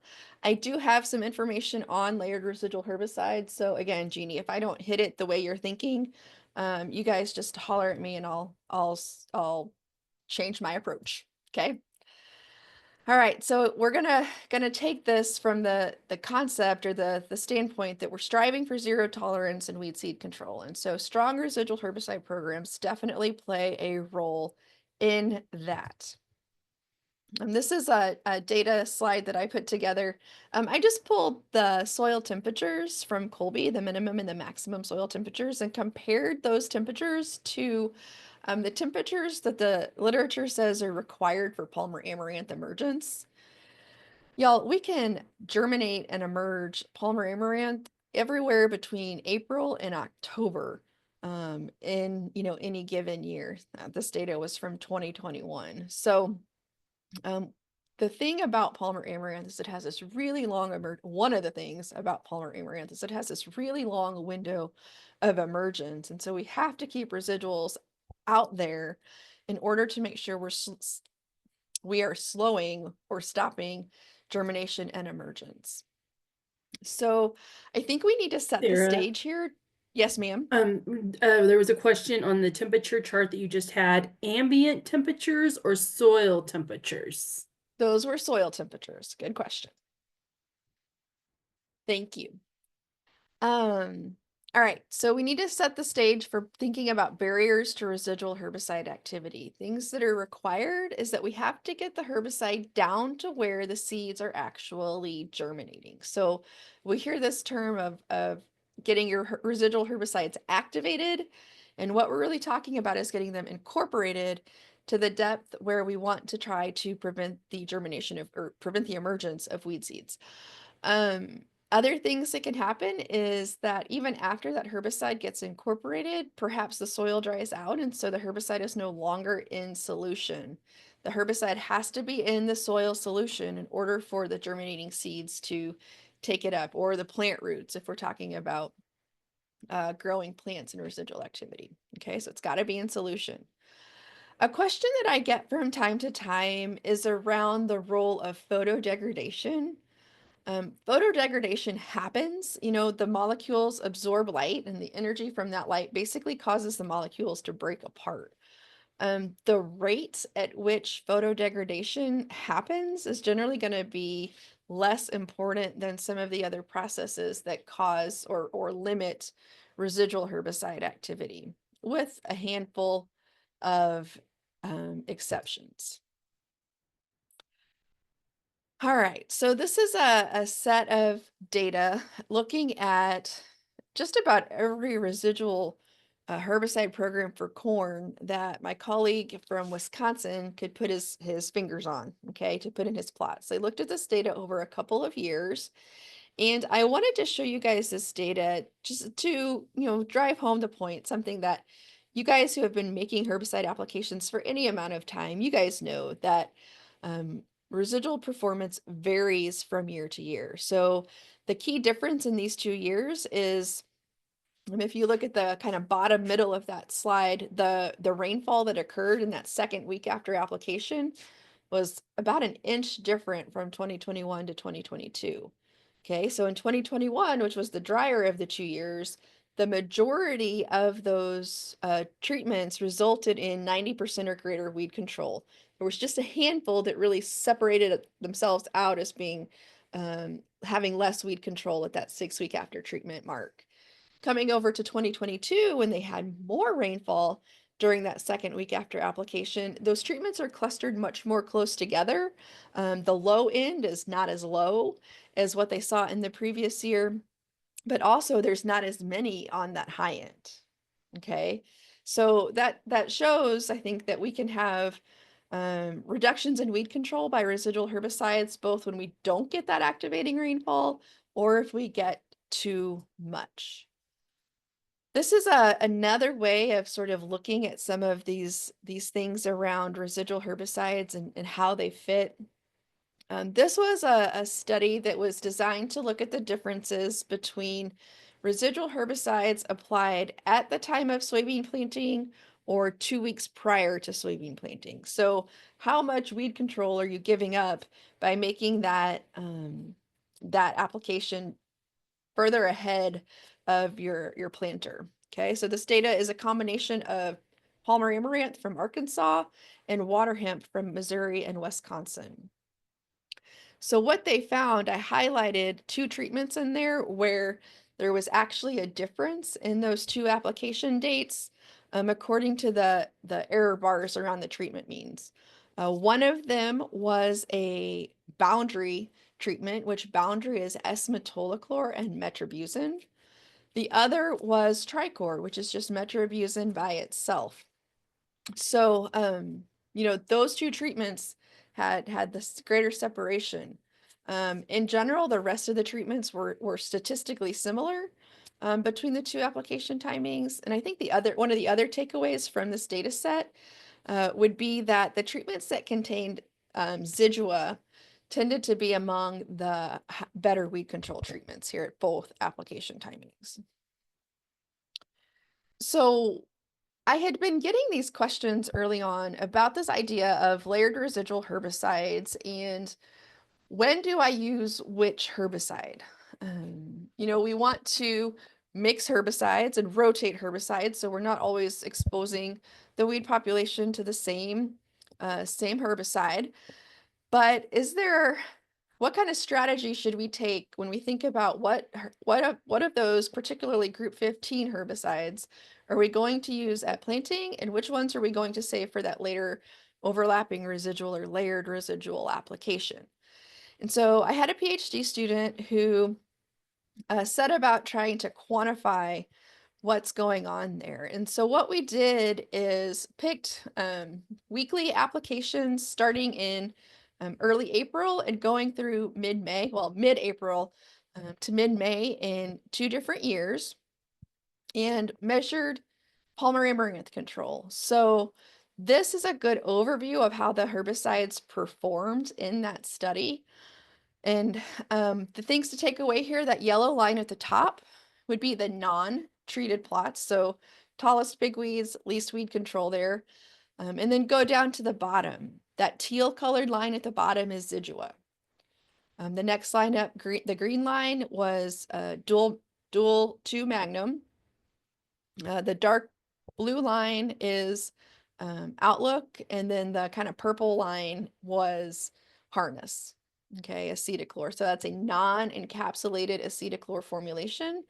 It would have been interesting to look at an encapsulated acetochlor formulation in this, but we wanted to, well, not drive my PhD student into the ground with overwork, but also compare apples to apples, right? That was kind of the science behind it, is we wanted to compare the non-encapsulated forms. So this is another way that we looked at the data here. So these graphs represent, or these pictures represent the probability of successful Palmer amaranth control by each of those 4 herbicides. So what we have on the y-axis are the accumulating soil growing degree days, and then on the x-axis is accumulated rainfall.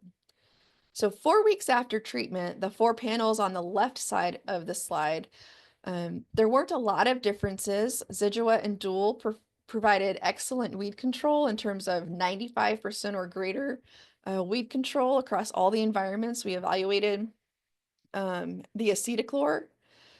We know that it's a little more water soluble, and so we saw that in these results where it started to lose some activity as we got more rainfall.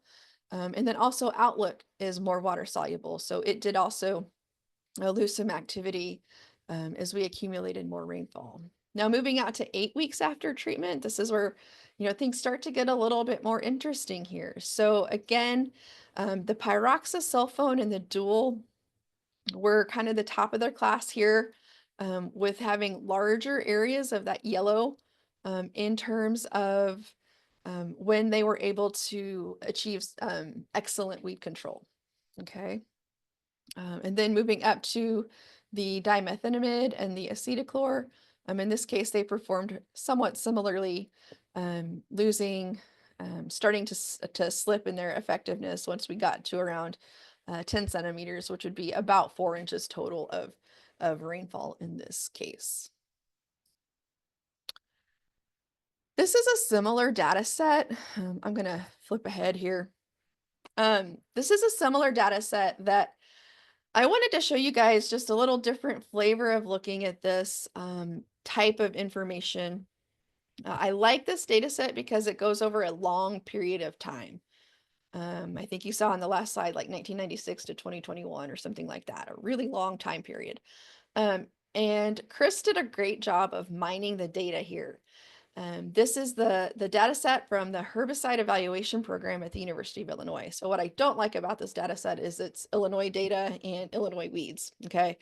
But I think the takeaways are going to be applicable. The first two, not terribly surprising, that you need rain within the first couple weeks after application in order to have herbicide activity. Something that might be of interest to folks is that temperature was only important when rainfall was limiting. So if you have enough rainfall, temperature did not affect the performance of those herbicides. Okay. One thing that I am excited for about this paper that I'm showing you guys is that as a result of this paper, Chris reached out to myself and my counterparts across the country, and Chris is now mining this essentially nationwide data set to try to develop big picture takeaways for what we know about weed management over time. So we're starting to see some papers come out of the data set for post-emergence herbicides, specifically glyphosate and glufosinate or Liberty. So it'll be fun to see what comes next. One of the other things that Chris pulled out of this data set are these odds ratio charts is what they're called. And basically, the way you interpret those charts is that any of those dots and lines that are to the right of that vertical red dashed line, that means that the herbicide mixture shown there provided greater weed control than the single active ingredient treatments. Okay. So the takeaway from that is that when we use combinations of residual herbicides, we increase our likelihood of successful weed control, largely because we're reducing the amount of rainfall required for activation. Okay. So the circles on this graph look kind of like a snowman, right? The biggest one's at the bottom, the smallest one is at the top. This is another way of looking at what are the advantages of using multiple effective residual herbicides. So the bottom layer of our snowman are the treatments this is from that corn pre-study that I showed you guys right off the bat in this presentation. So the bottom are the single site of action premixes. So one product, that's the biggest layer of our snowman here. And that says that we have a pretty high likelihood or possibility of having poor weed control. Okay. This was statistically less weed control than either 2 or 3 sites of action. Okay. So when we think about statistics, what we're saying with these both being A is that if we were to apply those same treatments again, we can't be certain that we would be able to discern differences between those two groups, okay, between the 2 and the 3. We can't be confident that those would actually be different in the future.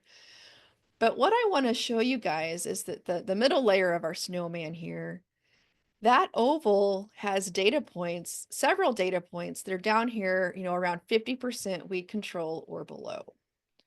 When we move up to the top layer of our snowman, the blue circle, the lowest weed control that we see there, my circle actually kind of over represents that, is at about 75% weed control.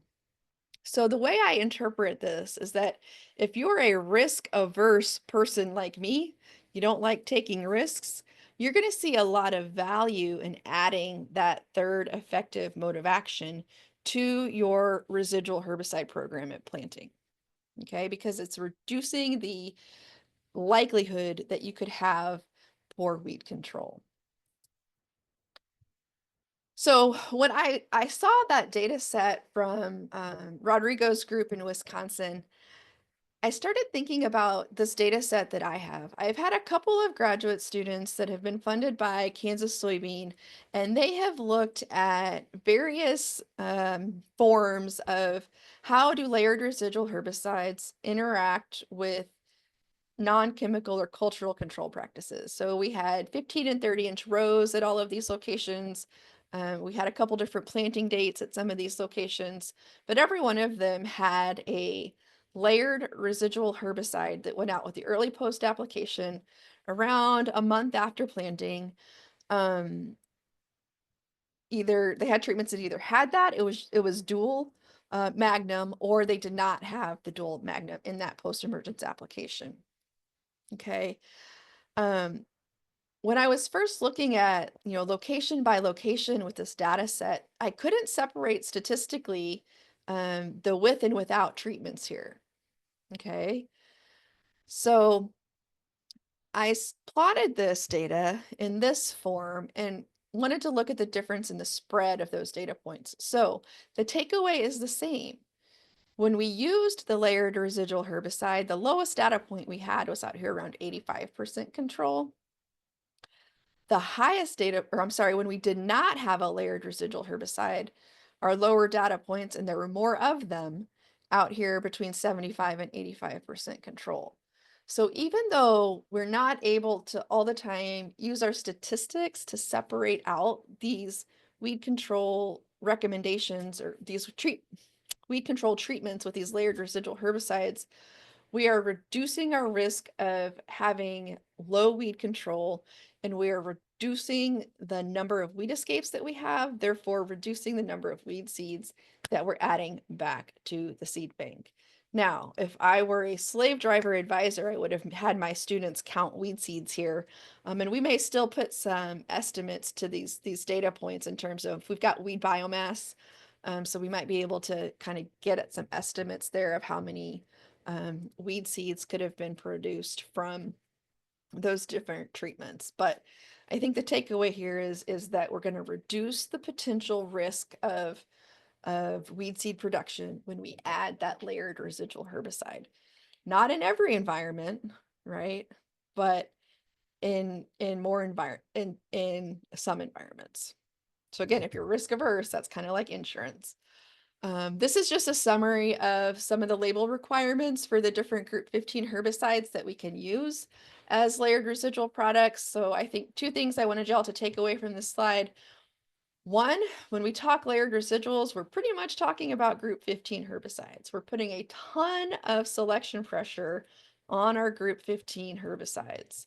The other thing I wanted to take away from this slide is just that all of these labels have application cutoff dates for these layered residual applications. So just be sure and follow those application cutoff dates. Sometimes it's a crop injury yield limiting situation. Sometimes it's a herbicide residue trying to make sure that the grain is still going to be able to be exported type of situation. Now, based on some feedback I got from some earlier versions of this presentation, I think this might be one of the most applicable or beneficial slides that I put together for you guys for this evening. I went through, it's not a 100% exhaustive list of residual herbicides, but I went through and pulled some that I thought were more common like kind of the usual suspects. I even included some new ones. So diflufenicin is the herbicide that is in the products that Bayer has been kind of teasing, the Contrivo line of products, but they don't have the labels for them yet. So I looked at that one, and then flufenicid is not in a ton of our products, but it is a component of Trivolt. So I went ahead and put that in this chart as well. So I did a couple of things. I looked at what the labels said for how much rainfall is needed to activate the herbicide.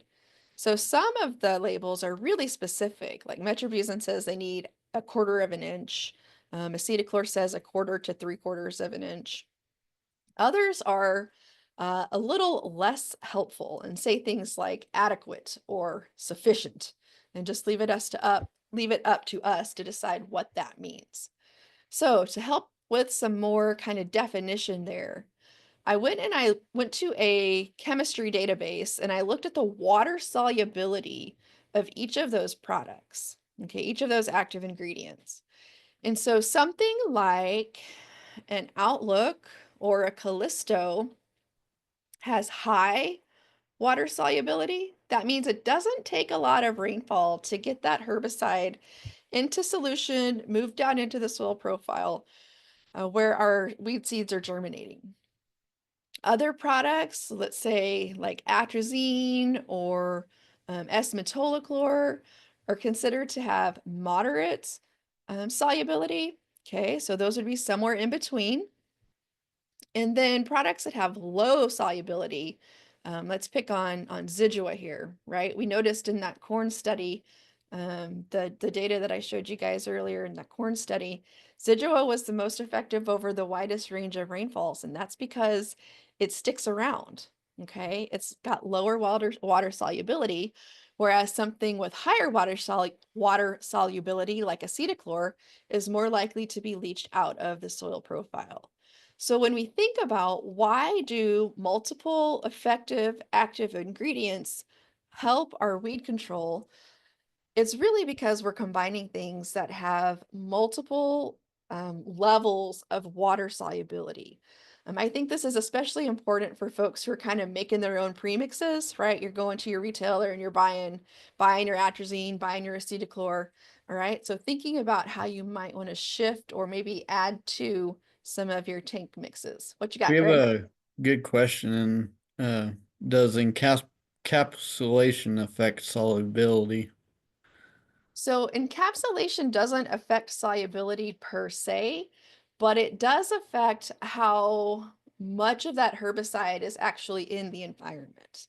So basically, it takes multiple rainfall events for that encapsulation to break down and to release the full kind of load of that active ingredient into the environment. So what's in the environment will have the same water solubility no matter what. It's just how much is actually in the environment. Does that make sense, Craig? Okay, good questions. I guess now is a good time, Jeannie. Did I hit layered residuals enough for you?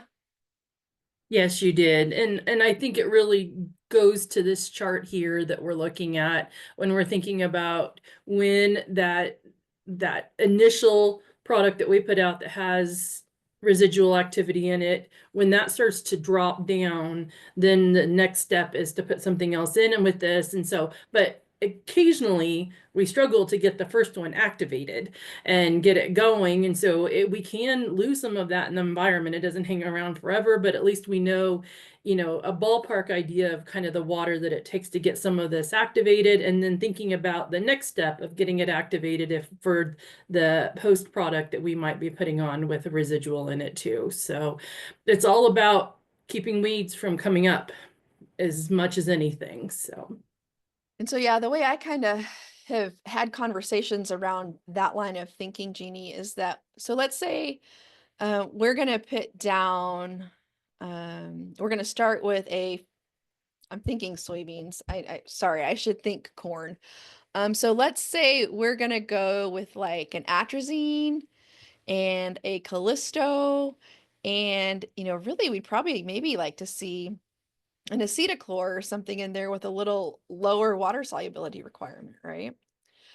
And then what I would like to see is coming back with maybe like an outlook or an acetochlor, right? Because my impression of rainfall patterns is that we're a little less likely to get that activating rainfall as we move into the summer than we are in the spring. And so I want that more soluble product to be the one that I put out later in the summer.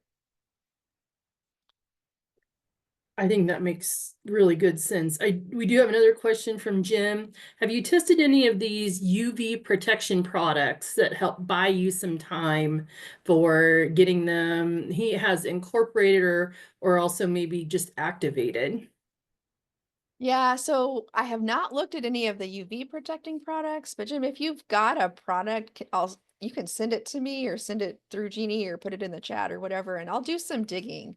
I know earlier this week we had some questions about surfactants for residual herbicides that it sounds like basically they're like soil stabilizers and they're keeping it present in the soil longer. So just trying to figure out how those things work and then then trying to figure out, which ones are kind of worth looking at, I think is a good thing. That adjuvant market is a hard one to chase and to try to stay ahead of, but I think we're at a point where there's probably some products out there we need to be evaluating. So good questions. All right, so another question that I occasionally get by folks who are desperate to try to get their residual herbicides activated is, can't I just increase my carrier volume and essentially water it in with my carrier volume? I would wager, well, so my response to that question was, I don't know, I'm skeptical, but let's see. And so I went into the literature and actually found this paper out of Australia. Rigid ryegrass is their kind of public enemy #1 in their wheat systems down there. And so they were looking at ryegrass control with trifluralin, which is trifluran, one of our yellow herbicides.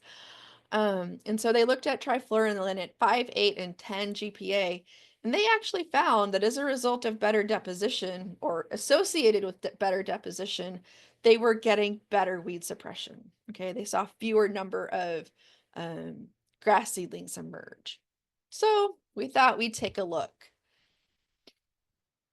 We looked at this concept at four locations, 2 locations, 2 years. To try to figure out if we could see anything in corn for palmer amaranth control or for pigweed control in Kansas.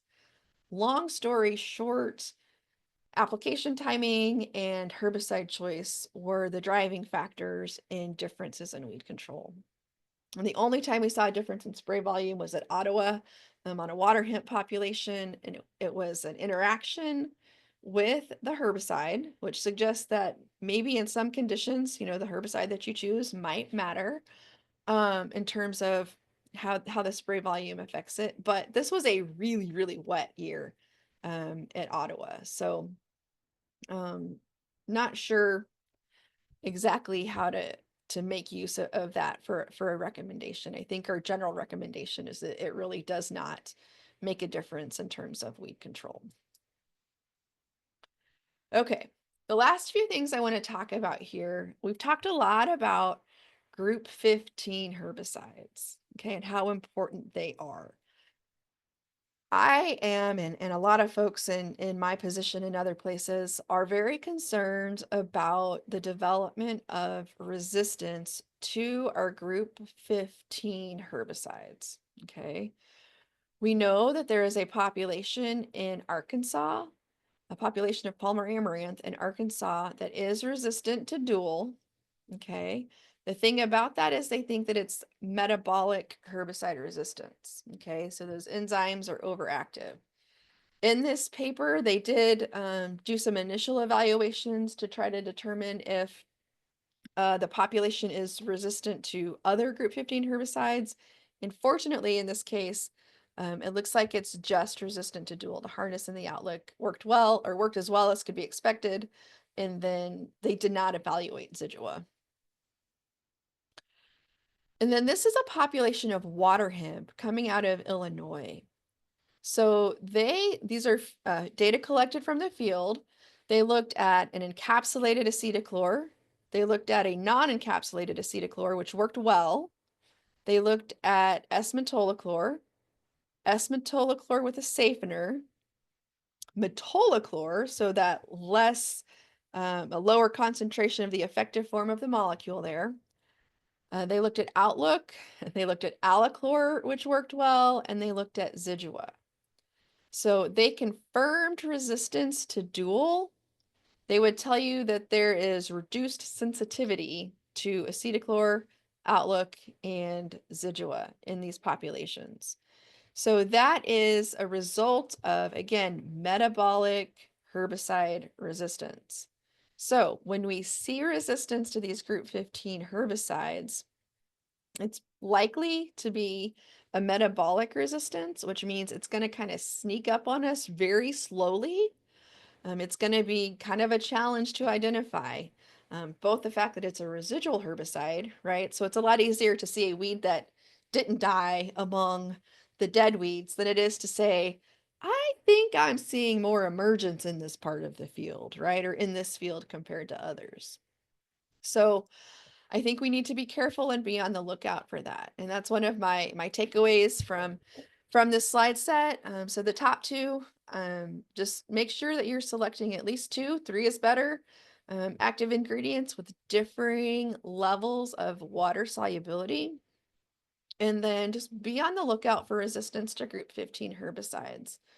Craig can be a great help to you in terms of walking fields and kind of helping you gauge, if you're not comfortable, helping you gauge, is this level of weed control to be expected based on the environment, or should we have expected more? And if you think the answer is we should have expected more, we want to know so that we can get some seed samples from your field and start to confirm, or hopefully not confirm, resistance in your field. But it's probably out there in the state, and it would be better for everyone if we identify that quickly and try to kind of keep it contained and start working towards best management practices for Kansas farmers for controlling that. So once again, please feel free to reach out. Here's my email address and my social media handles, the name of the podcast. And then if Craig has not got you signed up for the e-update, highly recommend getting on that mailing list. So other questions, guys? Thank you for sharing them as they came in. I like that.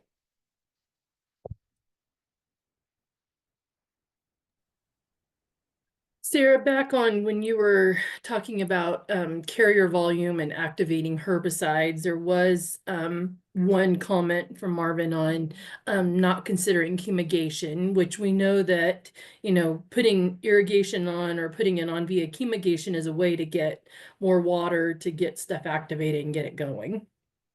Yeah, I mean, irrigation is a substitute for precipitation in terms of getting that herbicide incorporated. And so, as long as you're putting enough water on to move it through the profile, chemigation is probably a reasonable alternative there. So, yep. Awesome sauce. Does flufenicet have a trade name? It is a component of Axiom. It is a component of Trivolt, and it is a component of Varo, I think is the third one. So not any that I hear folks talking about using a ton in Kansas. Trivolt's the only one that I've looked at in my herbicide evaluation program. But it's not just a standalone product by itself with just flufenicet, correct? Not in the agronomic crop market. There is a turf product that is flufenicet by itself, and I mean it's a Bayer product there. So what Bayer is doing is they're bringing a lot of their products from the European market and trying to figure out where they fit here in the States. And so flufenicet is a case of that. The diflufenicin is a case for that. So I would expect that new AIs that we see, there will be more of that. We know that they'll meet the environmental profiles to get through the EPA a little easier, just by virtue of being approved in the EU, where it's harder to get things approved. So, yeah, good questions. I appreciate you guys. Is it okay now? Yep, you're good. Perfect, sounds great. All right, so again, this is the last presentation I will be giving, and I will be talking about some herbicide programs for weed control in grain sorghum as well as corn. And I always like to start with this graph, which is gonna, again, talk about the same story, right? Because we are facing a big challenge when it comes to controlling our weeds, and the challenge is herbicide resistance evolution. And so keeping in mind that we are losing some of the most important chemicals, and keeping in mind, some of the weeds which are prone to herbicide resistance evolution is really important when it comes to designing and implementing our chemical control programs, sorry. And so this graph is showing the number of species which have evolved resistance to some of the herbicides, important herbicides. We have on the y-axis here, multiple herbicides. On the top, we can see atrazine. And what the chart tells us is we have about 66 species which have evolved resistance to atrazine. And for our grain sorghum, our corn production systems, atrazine is still an essential molecule. We have another important molecule, which is glyphosate. We have about 60 species which have evolved resistance to glyphosate, and this is globally. In addition to those herbicides, these are some of the herbicide products we are used to, and the thing they have in common is all these herbicides are or belong to the group 2 herbicides, which are also known as the ALS inhibiting herbicides. We see like we have so many species that have evolved resistance to the group 2 herbicide. And it's the group of herbicide to which weeds have evolved the most resistant cases to.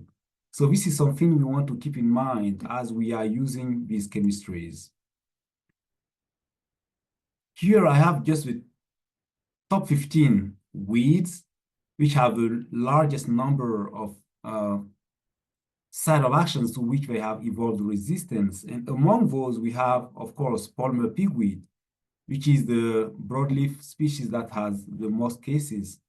We see here up to 9 site of actions to which it has evolved resistance.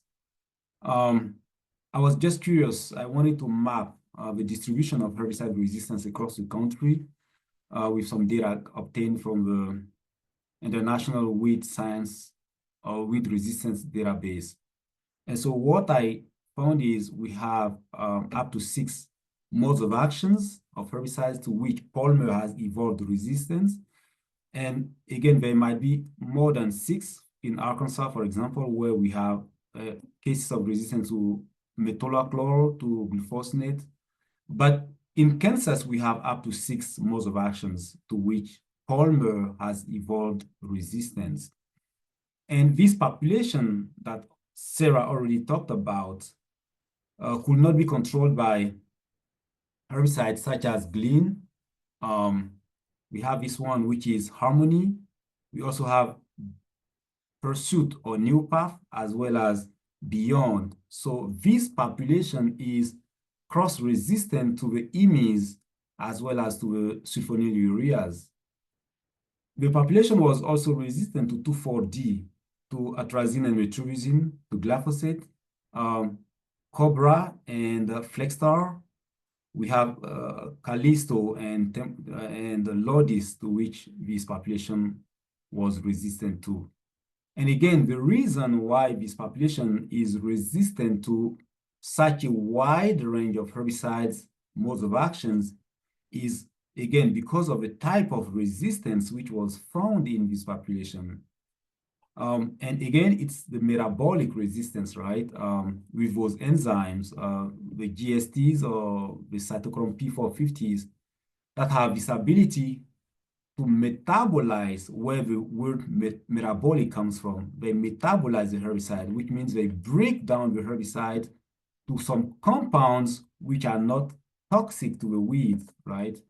And it's a concern because, again, those enzymes will have the possibility to break down different molecules, different herbicides of different modes of actions.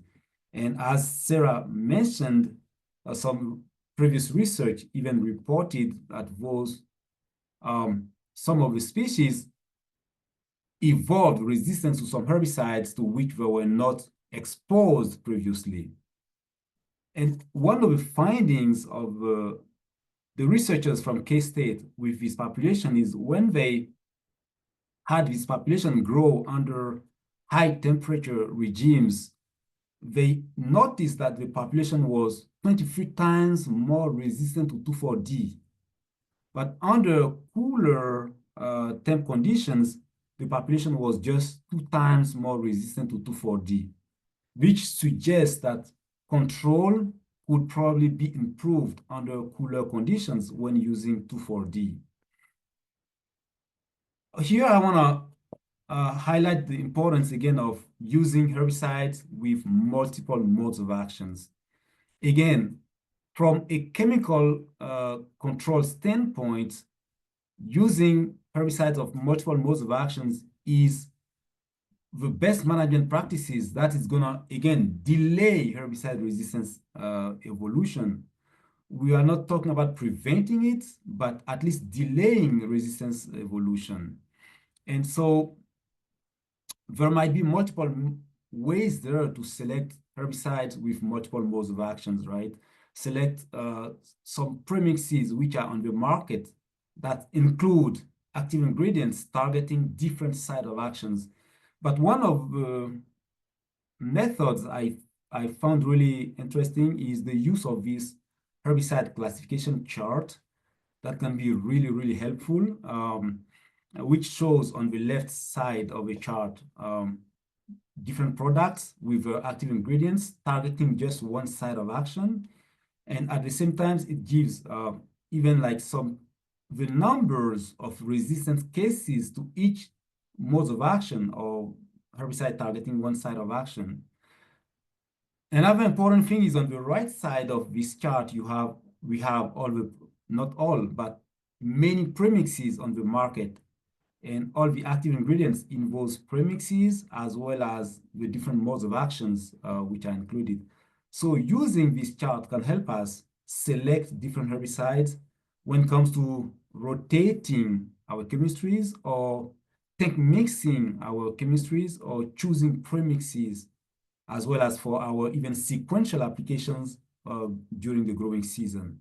This chart, we can find a PDF version by just Googling this, or we can provide some hard copies. If you need some, just feel free to send an email to Sarah or myself or Jeannie, Craig, and we can get some of the copies for you. Here, I want to talk briefly about the herbicide or the residual herbicide programs available for weed control in grain sorghum. So basically, we have seven major active ingredients that we are using. And the first being atrazine, which is, of course, group 5. And we have a group 15 herbicide, S-metolachlor or metolachlor, acetochlor, dimethylamine P. And we have group 27, mesotrione. We have sulfurfenacil group 14. And we can also use group 2 when we are using the iGrowth technology with imazamox. A couple of things I want to highlight with the group 15 herbicides. The first being, we want to make sure that before using those herbicides, our seeds are treated with the safener. We have concept treated sorghum. And what the safener is going to do is to prevent injury to the crop. The other thing I want to highlight is about metolachlor formulations. Sarah already talked about this, but it's really important when it comes to choosing our metolachlor formulations. And so we have different products on the market. We see parallel, for example, here, and the active ingredient is metolachlor, which is the same as these other products.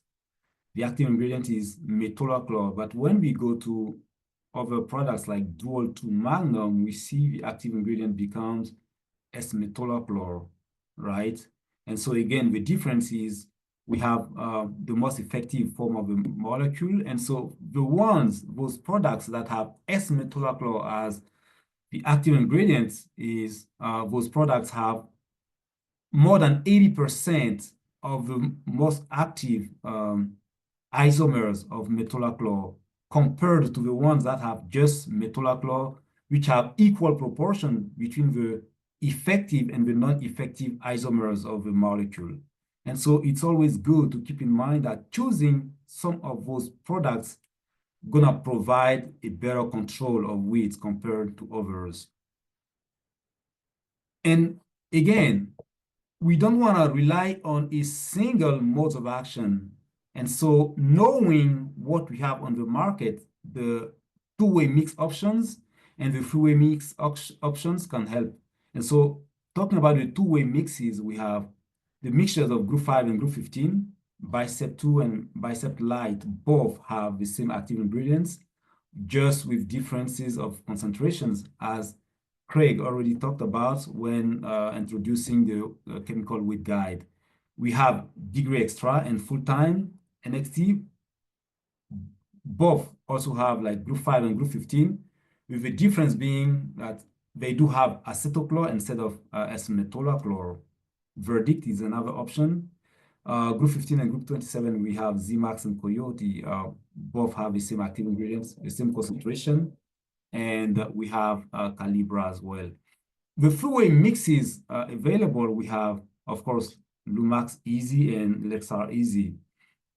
An interesting thing here, though, is the presence of atrazine and mesotrione in the mix. And research, previous research showed that a mixture of atrazine and mesotrione has what we call synergistic interactions. So basically what happens, it's going to improve control.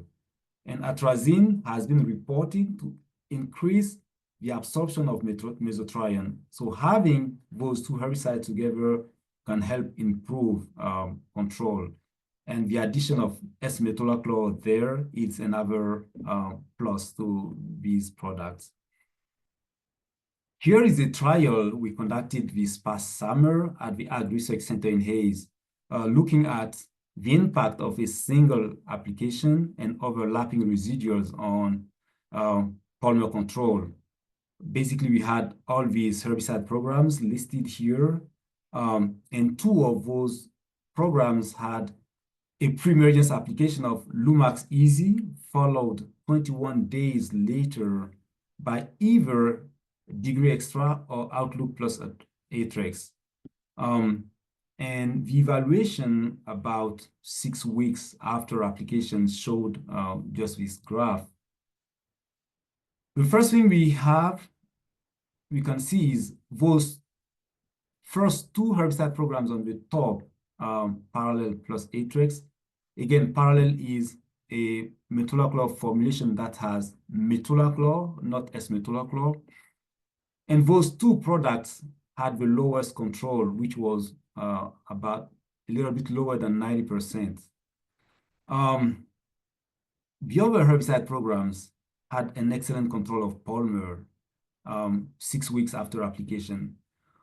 We could say 90% control with the two first programs is good enough, right? But again, it all comes down to those escapes. And when it comes to polymer, we know that polymer produces a lot of seeds, and allowing some escapes in the field there, those are going to produce a lot of seeds. And if they happen to have some resistance in those seeds returning to a soil seed bank will be another challenge for the next growing season. So targeting an excellent control should be our focus. Here, I want to talk briefly about some of the technologies available on the market for weed control. You guys are already aware of those, but just want to talk about them again briefly. So we have the high growth technology which is available and for which the hybrids are resistant to imazamox. Imazamox, the labeled herbicide for green sorghum, is Imiflex. And it's going to provide some grass control and some broadleaf control. So some species like crabgrass, foxtails, kochia, common lamb squatters can be controlled at some point. And Imiflex can be applied as a pre as well as a post herbicide program. Again, Imiflex is an IMI, so it's a group 2 herbicide. And the next one is the Inzen technology that has hybrids resistant to nicosulfuron, which again is a group 2 herbicide. And the labeled product is Zest. This is gonna provide some grass control. And the caveat with those two technologies though is again, it's about herbicide resistance. Group 2 herbicides are the herbicides to which we have the most cases of herbicide resistance. So using those technologies, we have to keep in mind that we cannot over rely on them, because if we do so, herbicide resistance is gonna appear so rapidly. And all these species listed here on the right side of the screen, they have all evolved resistance to group 2 herbicides in Kansas. So we want to keep in mind that using group 2 herbicides, we want to rotate those as frequently as possible to delay herbicide evolution to those herbicides, which occurs really, really quickly. And the last technology when it comes to grain sorghum is the double team, for which we have hybrids which are resistant to quizalofop, which is a SURE2. It's a group 1 herbicide, a FOP, which is going to provide some grass control.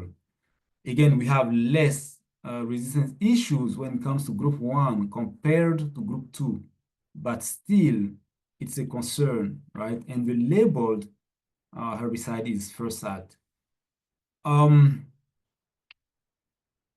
For using all these technologies, we have to keep in mind that good practices, good stewardship practices are essential.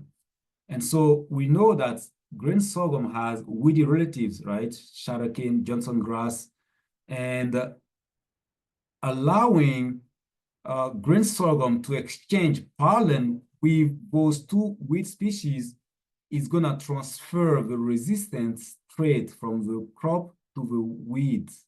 And we don't want this. So we want to make sure that Johnson grass and sugarcane are controlled before they reach reproductive stage. We want to make sure also that volunteer sorghum in the following year is controlled before it reaches flowering stage. And all the best management practices we already know about when it comes to starting in clean fields, maintaining our fields as clean as possible, cleaning our field borders, road ditches, all these strategies, all these best management practices are essential when it comes to keeping those technologies as useful, useful for a long duration. I want to switch gears here a little bit and talk about the endless corn, for which we have some herbicides available for weed control. We have a group 1 herbicide for grass control, which is SURE2. We also have Endless 1, 2,4-D-choline for broadleaf control. But then when we choose Endless 2 with the presence of glyphosate, we will have a broader spectrum of control. And we have glufosinate as another option. And sometimes when it's mixed with atrazine, it can improve control of some pigweeds or morning glories and even provide some residual control. In contrast to the other herbicides, though, glufosinate is a contact herbicide. And when we talk about contact herbicides, coverage can become really important. I want to talk about this trial, which was conducted last summer at our Garden City location, and the data was shared by Pat Geyer. So basically, he was looking at different herbicide programs and how they impacted the control of some of the species we have, like foxtails, Palmer pigweed, as well as kochia. What we can see here, we have 2 herbicide programs on the top of this table, which did not have any pre-emergence programs. So we had the first one, which is Zelo, the product Sarah talked about in her first presentation, which is a combination of quizalofop or Assure-2 and glufosinate or Liberty. And this application to weeds at 2 to 3 inch tall was followed by another application of the same herbicide 20 days after the first application. And the second treatment was just Zelo plus dual in tank mix. All the other herbicide programs had a pre-emergence herbicide program followed by another application, either when the weeds were 2 to 3 inch tall or when they were 5 inch tall. We have 2 programs here, dual, which is a single active ingredient, and we have Atrex, which is also a single active ingredient. All the rest had multiple, at least 2 modes of actions or at least 2 active ingredients. And the result they found were as follows. The first thing is we see the top 2 herbicide programs here. The one that did not include any pre-emergence herbicide program. They did not achieve a consistent control of those species. The other thing we found is they had a harder time to control kochia compared to the others, compared to foxtail and pigweed. The next thing is when they use just atrazine as the pre-emergence herbicide program, the control was not that good compared to the other herbicide programs. But other than that, using certain or Storen or Resicor or even Dual as pre-emergence herbicide programs followed by post programs provided an excellent control of foxtails and pigweed. Pigweed is the darkest purple bars here, and kochia is the middle color, and the lightest color was the foxtails. And so again, this emphasizes the importance of our pre-emergence herbicide programs. Having a very good, strong herbicide program to start the growing season with, it's going to be really critical. Because again, we know that those weeds that emerge earlier in the growing season are the ones which will be the most competitive with our crops. They will be more competitive for using water in the soil. They will be more competitive for using soil nutrients. And as they will grow faster and even can overtop our crops, they will intercept more light energy.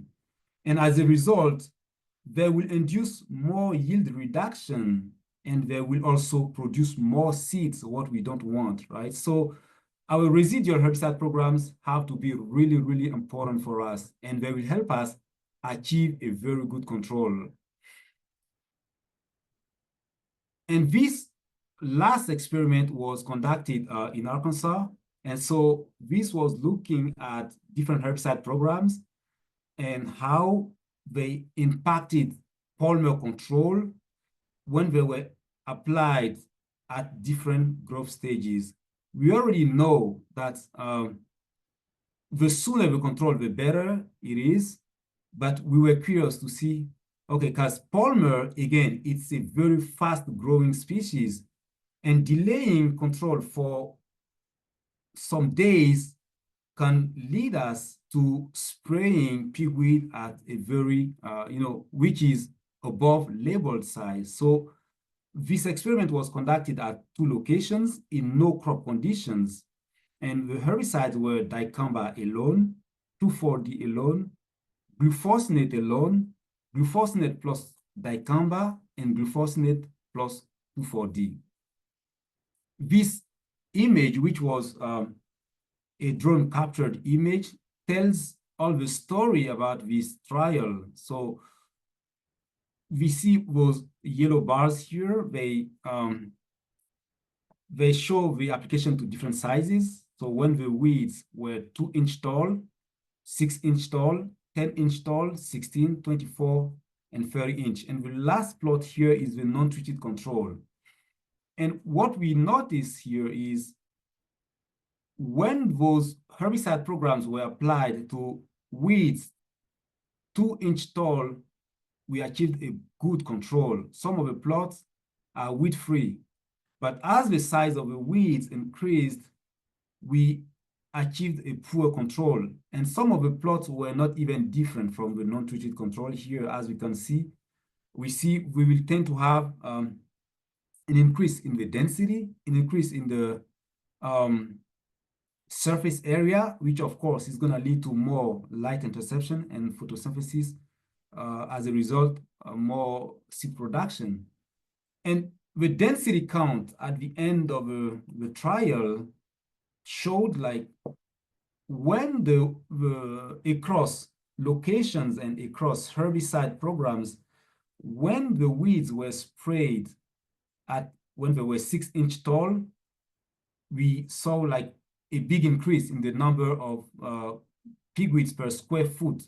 So delaying again application, it's gonna reduce control. It's gonna increase the density of the weed in the plot. And as a result, we'll have control failures and seed production, what we want to avoid. So the take-home message is, again, overlapping residuals with multiple modes of actions, group 5, 15, 27 in the case of green sorghum, is going to help us improve the control of polymer pigweed. In corn, the pre-emergence herbicide programs followed by post-emergence programs, so the two-pass program allowed a better control of foxtails and pigweeds. And finally, applying our post-emergence herbicide programs to small-sized pigweeds, 2-inch tall or less, provided an excellent control. But delaying to 6-inch tall would lead to control failures with, increasing the density of the weeds, the leaf area index of the weed, as a result, increasing photosynthesis, which is going to lead, of course, to more seed production. And so we want to prevent this. So again, it's all about being timely and having a good integrated weed management program to achieve a better control. So with that, I will take any questions, and this is my contact information. Feel free to reach out with any questions, emails, and we'll be happy to provide answers. I'll take any questions. All right. Is there any questions for Jeremie?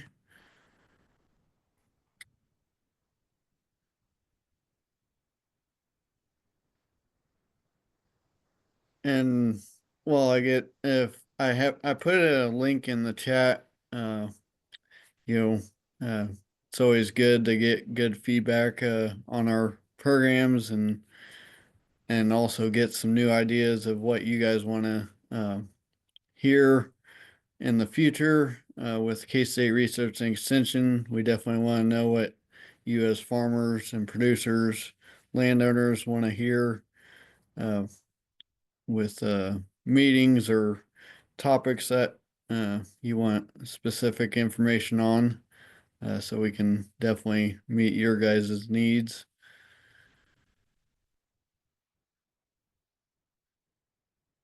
Jeannie, I can't see the chat anymore, so you'll have to let me know if there's any questions. I'm watching the chat. I don't see any questions. If you guys have questions, you can either type them into the chat, or in reality, you can go in and unmute yourself if you would like to ask. Okay. Question: how effective is bicycloperone on Palmer amaranth?